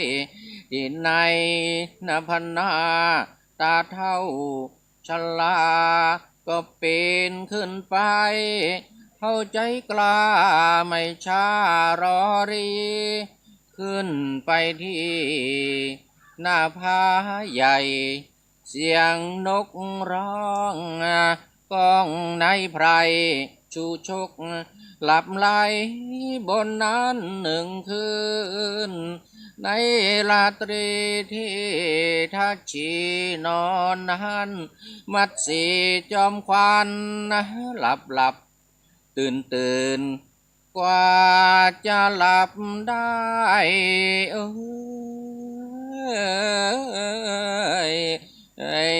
ใกล้ค่อนคืนนางตกใจตื่นฝันร้ายเป็นร่างฝันว่ามีชาย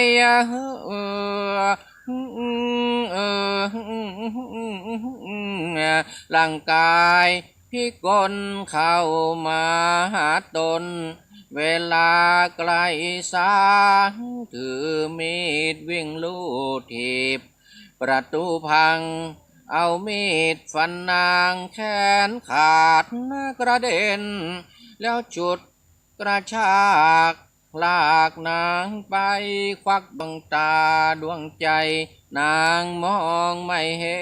นสะดุ้งตื่นคมขืนลำเค็นนางใจเต้นดังตีปลานางนึกประหลาดอนาถในใจ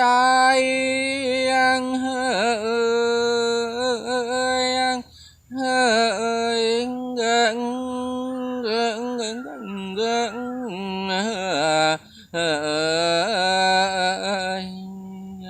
เป็นรางร้ายหรือไร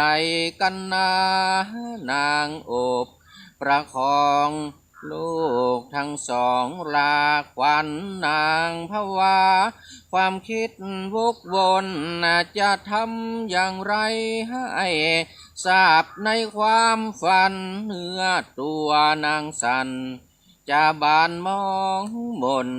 ลุกจากที่นอนรีบจอระดนไปถามผัวตนในยามค่ำคืนว่า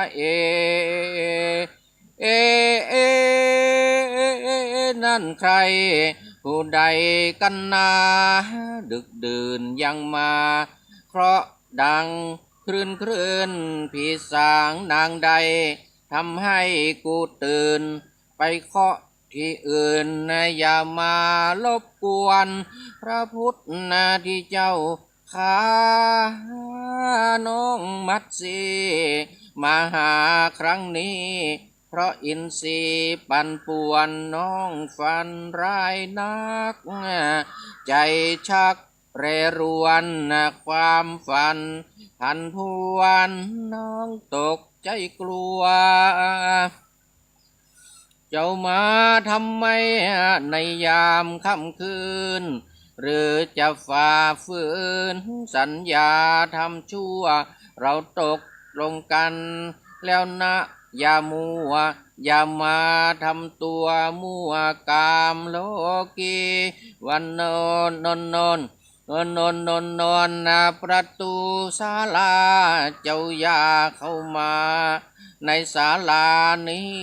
เล่าความฝันของน้องมาเร็วสิตัวพี่นี้จะรีบทำนายพระนางจึงเล่าความฝันทั้งหมดให้องค์ทรงยศฟังทุกรายน้ำเนตรนองนาอุลาแทบวายช่างน่าใจหายสงสารมัดสีองค์พระเวททราบเหตุทุกอย่างตรัสว่าน้องนาง อย่ากลัวเรื่องนี้โบราณว่าฝันร้ายจะกลายเป็นดีขอให้มัดสีทำใจสบายน้องอยู่วังนอนนั่งสุขสมอาหารอุดมอร่อยย่อยง่ายมาอยู่ดงดอน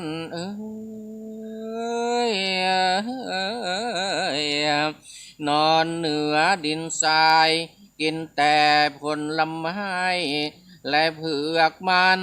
ชะลอยว่าธาตุภายในพิกลอาหารไม่ปนไม่ย่อยดังนั้นจึงทำให้ท้องน้องนางปวนปันนอนหลับมาจึงฝันเห็นอันตรายครั้นจะทำนายฝันไปตามจริงสงสารยอดหญิงผู้ผิดสมัยพรุ่งนี้แล้วนะพรามจะพาลูกไปท่านแกล้งทำนายว่าฝันร้ายกลับดีจึงบอกนางไปไม่เป็นไรหรอกน้องมัดสีไม่ต้องโศกเศร้ามองสีขอเจ้ามัดสีขอให้น้องนางกลับยังก็ดีเดียวกันหาชาลีจะตื่นขึ้นมาโทมัดสีสมนฟังสุนทรสามีว่ายังคลางแคลงใจหวั่นไหวอุราความฝันนี่นะจะเป็นอย่างไรกลับมาหาลูกปลุกสองราชาลีกันหาอย่านอนตื่นสายตื่นเถิดลูกยาแม่จะพาเจ้าไปฝากพ่อเจ้าไว้ก่อนแม่เข้าดงพระหัตถ์เบื้องซ้ายอุ้มแก้วกันหาพระหัตถ์เบื้องขวาของนวลละหงก็จูงชาลีเรียวรีเดินดงหวังเอาฝากองค์พระเวทสันดรฝากลูกเสร็จสับนางย้อนกลับมาเตรียมพระในใจสังหรณ์จากลูกวันนี้มัดสีอาวรในสวงสะท้อนเสียวซ่านอินทรีหันมาสั่งลูก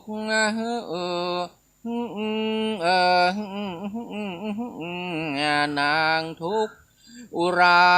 วาชาลีกันหาสองลูกแม่นี้หันหน้าหันหลังพางโศกโศกีกันหาชาลีแม่ต้องขอลามัดสีจากไปเข้าในแดนดงจูชกก็ลงจากชะงอนพาเดินตรงเข้าไปที่ในศาลาตรงเข้าไปหาองค์เวทสันดรเท่าชลาพูดจาหวานล้อมพูดอ้อมค้อมชมท่านก่อนยกแม่น้ำทั้งห้ามาว่าเป็นกลอนแต่เวทสันดรท่านก็รู้ทันว่าชูชกมาหาเราครั้งนี้คือกันหาชาลีที่เขาหมายมั่นพระองค์ทำท่าเป็นรู้ไม่ทันแต่ในใจท่านนั้นแสนจะยินดีชูชกพูดจบตาลบเข้ามา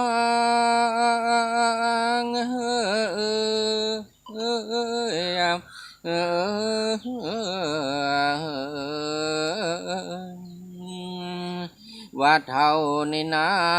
มาหาครั้งนี้หวังมาทูลขอกันหาชาลีโปรดจงยินดียก ให้เป็นทานเท่าชลาจึงพยายามดังจะกล่าวความไปตามตำนานว่าชูชกก็เท่าผู้สามานเข้ามากราบกรานองค์พระเวทสันดรว่า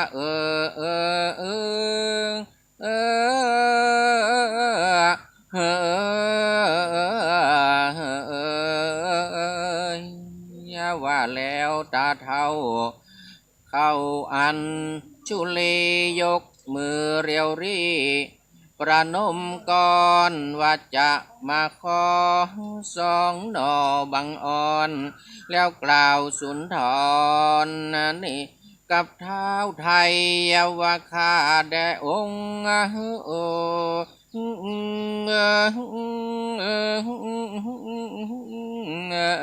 ผู้ทรงศักดิ์เท่านี้จนยากก็ด้วยตั้งใจหวังจะมาขอสองพระนอไทยไปเป็นทาสช่วงชัยนางอมิตตดา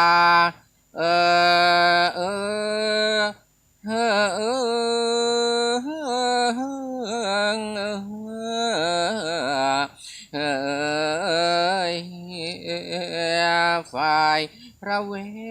ทวิเศษสุดเธอหมายหมุดในภายภาคหน้าหมายเอาวิมุตติในภายภาคหน้าไม่ได้หวั่นไหวก็นอว่าในวิญญามิอาจเคืองว่าประการใดว่าจึงตัดความเสน่หาที่รักลูกยาให้สูญหายถึงอยู่กับพ่อ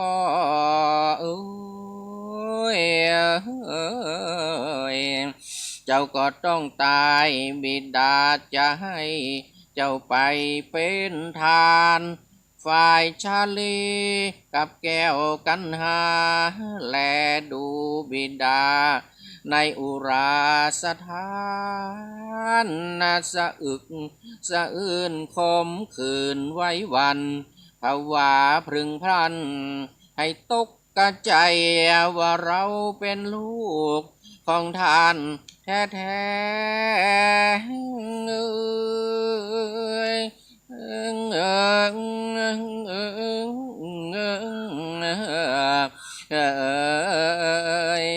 ยังยกให้ตาแก่ไปได้เดียวเท่าอาภัพมาจับเราไปก็นึกกลัวภัยด้วยไวปัญญาพระชาลีทำที่สนิทแอบเข้าไปสะกิดแม่แก้วกันหาให้รีบหนีออกไปยังนอกศาลาสองกันระยะก็พากันจรพากันวิ่ง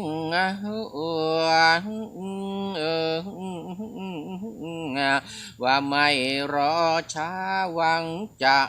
ไปหาพระมารดอนก็ไปไม่ถูกว่ายิ่งทุกข์ร้อนไอเราจะซ่อนที่ไหนดีก็วิ่งตะบึง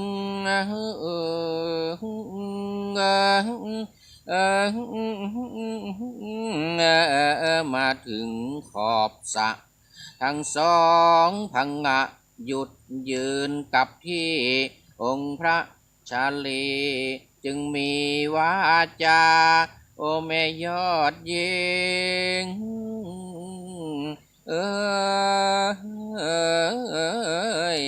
แม่มิงสมอนถ้าเราจะซ่อนนอนอยู่ในป่าก็คงไปไม่พ้น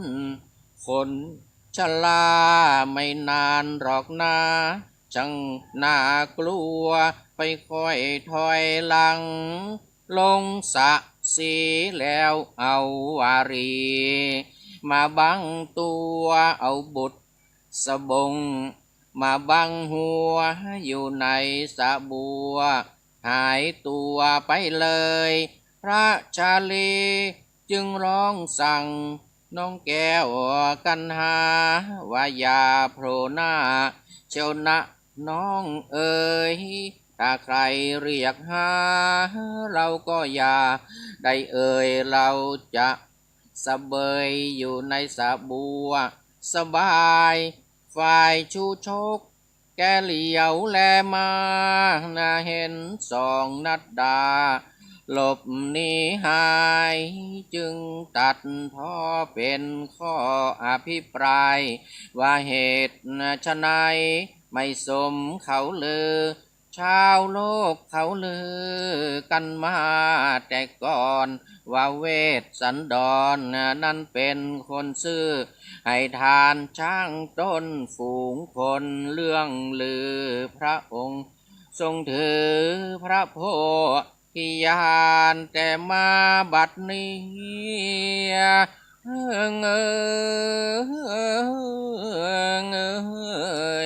แต่มาบัดนี้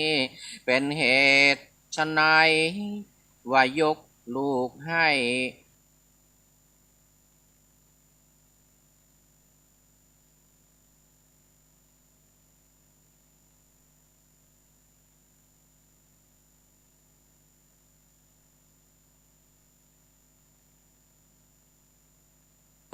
ทรงพยักยุลูกรัก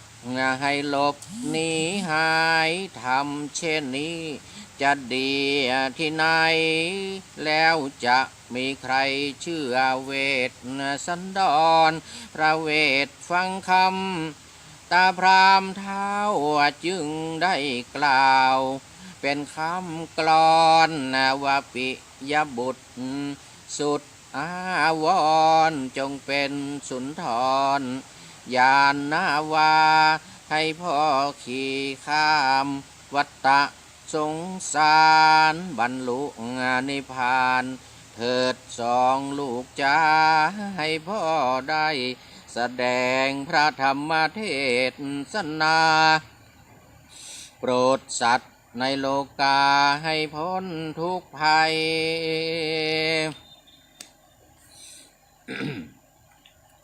จะขอรวบรัด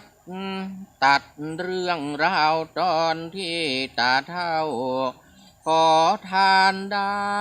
เอาเถาวันมัดตีลากไปเข้าป่าใหญ่ในพงพีขอกล่าวความยามเดินป่าของชาลีกันหาทั้งสองสีจูชกชลาพาจอละลีตาเขียนตีให้ด่วนเดินกันหาน้อยน้อยน้อยละห้อยระเหียกับปรกกับเปรียระหกระเหินฝืนพระองค์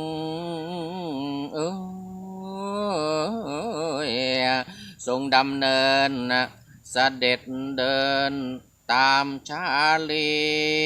สะอื้นอ่อนให้อ่อนใจน้องเดินไม่ไหว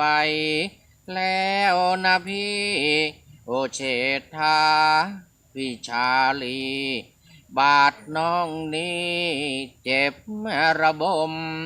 น้องย่างเท้า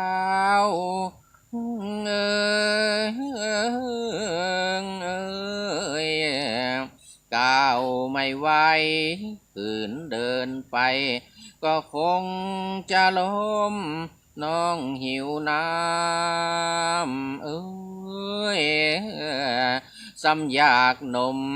ร่างกายระบมแทบจะบันไลชาลีจึงปลอบแม่กันหาว่าน้องจ๋าอย่าร้องไห้พี่จะอุ้มก็อุ้มไม่ไหวเพราะเท่าจันไลมันคอยจะตีถ้าน้องมวย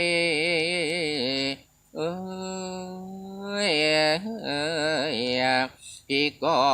จะมวยจะขอตายด้วยแม่คู่ชีวิตเราพี่น้องทั้งสองสีกรรมเรามีหน้าแก้วตานี่เป็นกรรมมาตามโชคเออเออเออเออเออเราเคยพรากลูกนกฉกลูกกากำสนองทั้งสองราต้องจากมารดาแต่ยังเยาว์กันหาสนองเศร้าวันนี้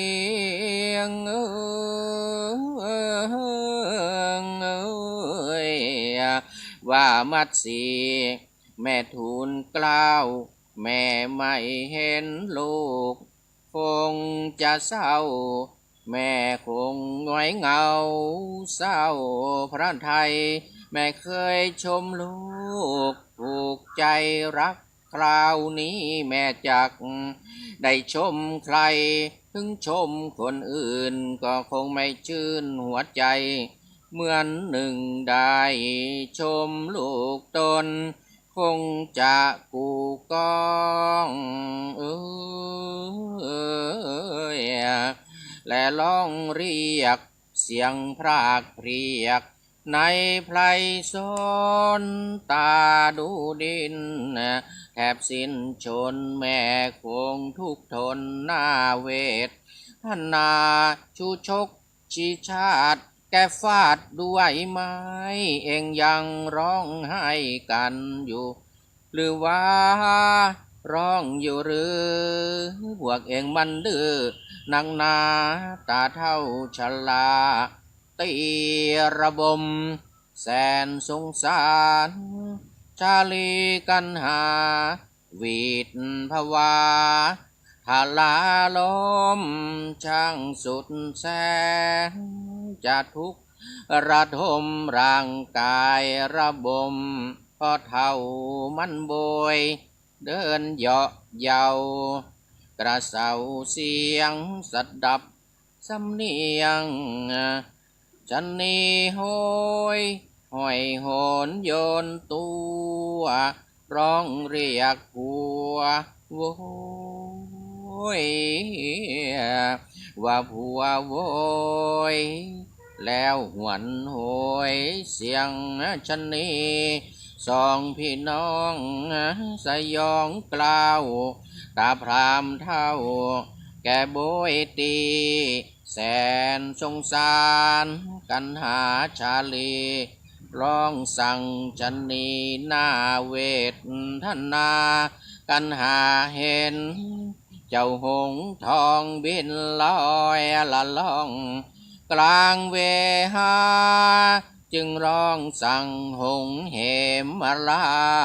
ว่าพี่หงจ้าจงปราณีตัวฉันหรือชื่อกันหาประเชษฐาชื่อชาลี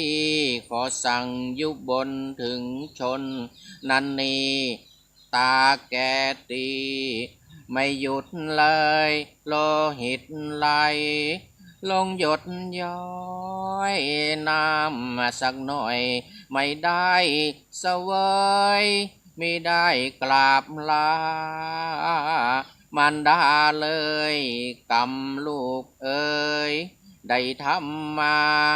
เห็นโนรี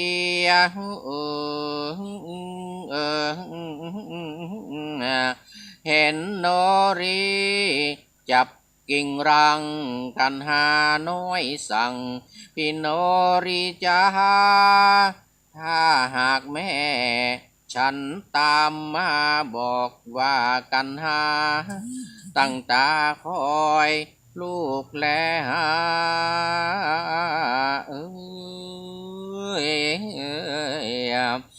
แลไม่เห็นน้ำตากระเซ็นลงหยดย้อยแม่ไม่มา ตั้งตาคอยเคยเลี้ยงลูกน้อยประคองเชยสาลิกาเอ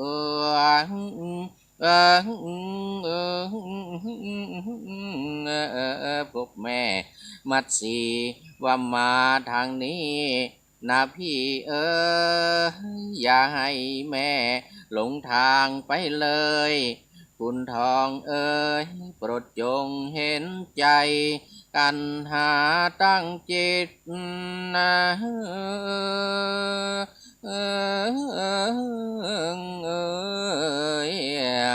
กันหาตั้งจิตอธิษฐานว่าเกิดในการชาติไหนขออย่าได้เกิดเป็นลูกพ่อใจร้ายคือท่านไทยเวทสันดรมาชาตินี้แม่สีกันหาจึงเป็นอุบลวรรณาเทรีบังอ่อนแยกจากพระเวทเวทสันดรซึ่งเป็นชินวรนอพุทธองค์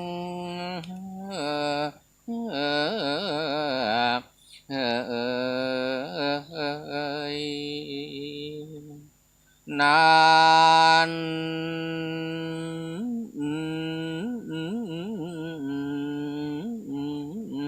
แล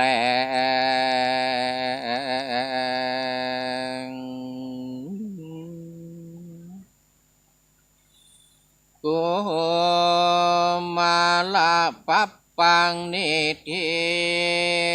ตังกิญาอันสังวันนันนาวิเศษพระธรรมเทศกุมารบาลนาการทวน8แฝดด้วยกาถาว่าใด101เทศแบบหัวมังกุท้ายมังกรก็บังกลมสมเร็จเสด็จ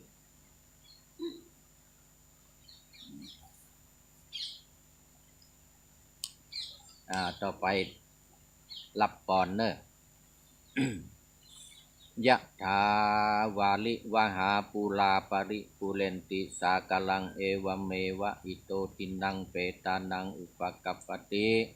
อิจิตังปฏิตังตุมหังคิปะเมวะสมิจจตุสัพเพปุเรนตุสังกปาจันโตปนะละโสยถามณิโชติละโสยถาสัพพิติโยวิวัจจันตุสัพพะโลกโกวินัสสตุมาเตภวัตตุวันตรายโยสุขีตีคายุโกภวะอภิวาทานะสีลิสานิจัง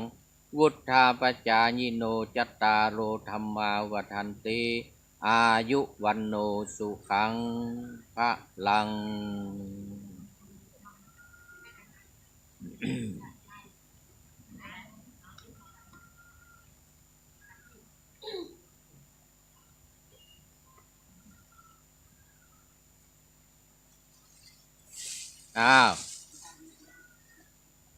ต่อไปนี้ศรัทธาญาติโยมที่มาร่วมฟังเทศในวัดนิโครธารามก็จะได้ถวายจตุปัจจัยการเทศตั้งวัดเกียรติลินท่านเจ้าภาพศรัทธาวัดเกียรติลินก็ตั้งการเทศแล้วเอาถวายไว้ที่ท่านเจ้าอาวาสเนอะท่านพระอาจารย์วิษณุจารุธรรมโม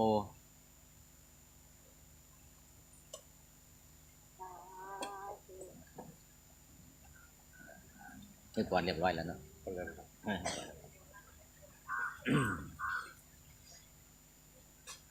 ชัดมากเลยค่ะอาจารย์ปิดเนาะ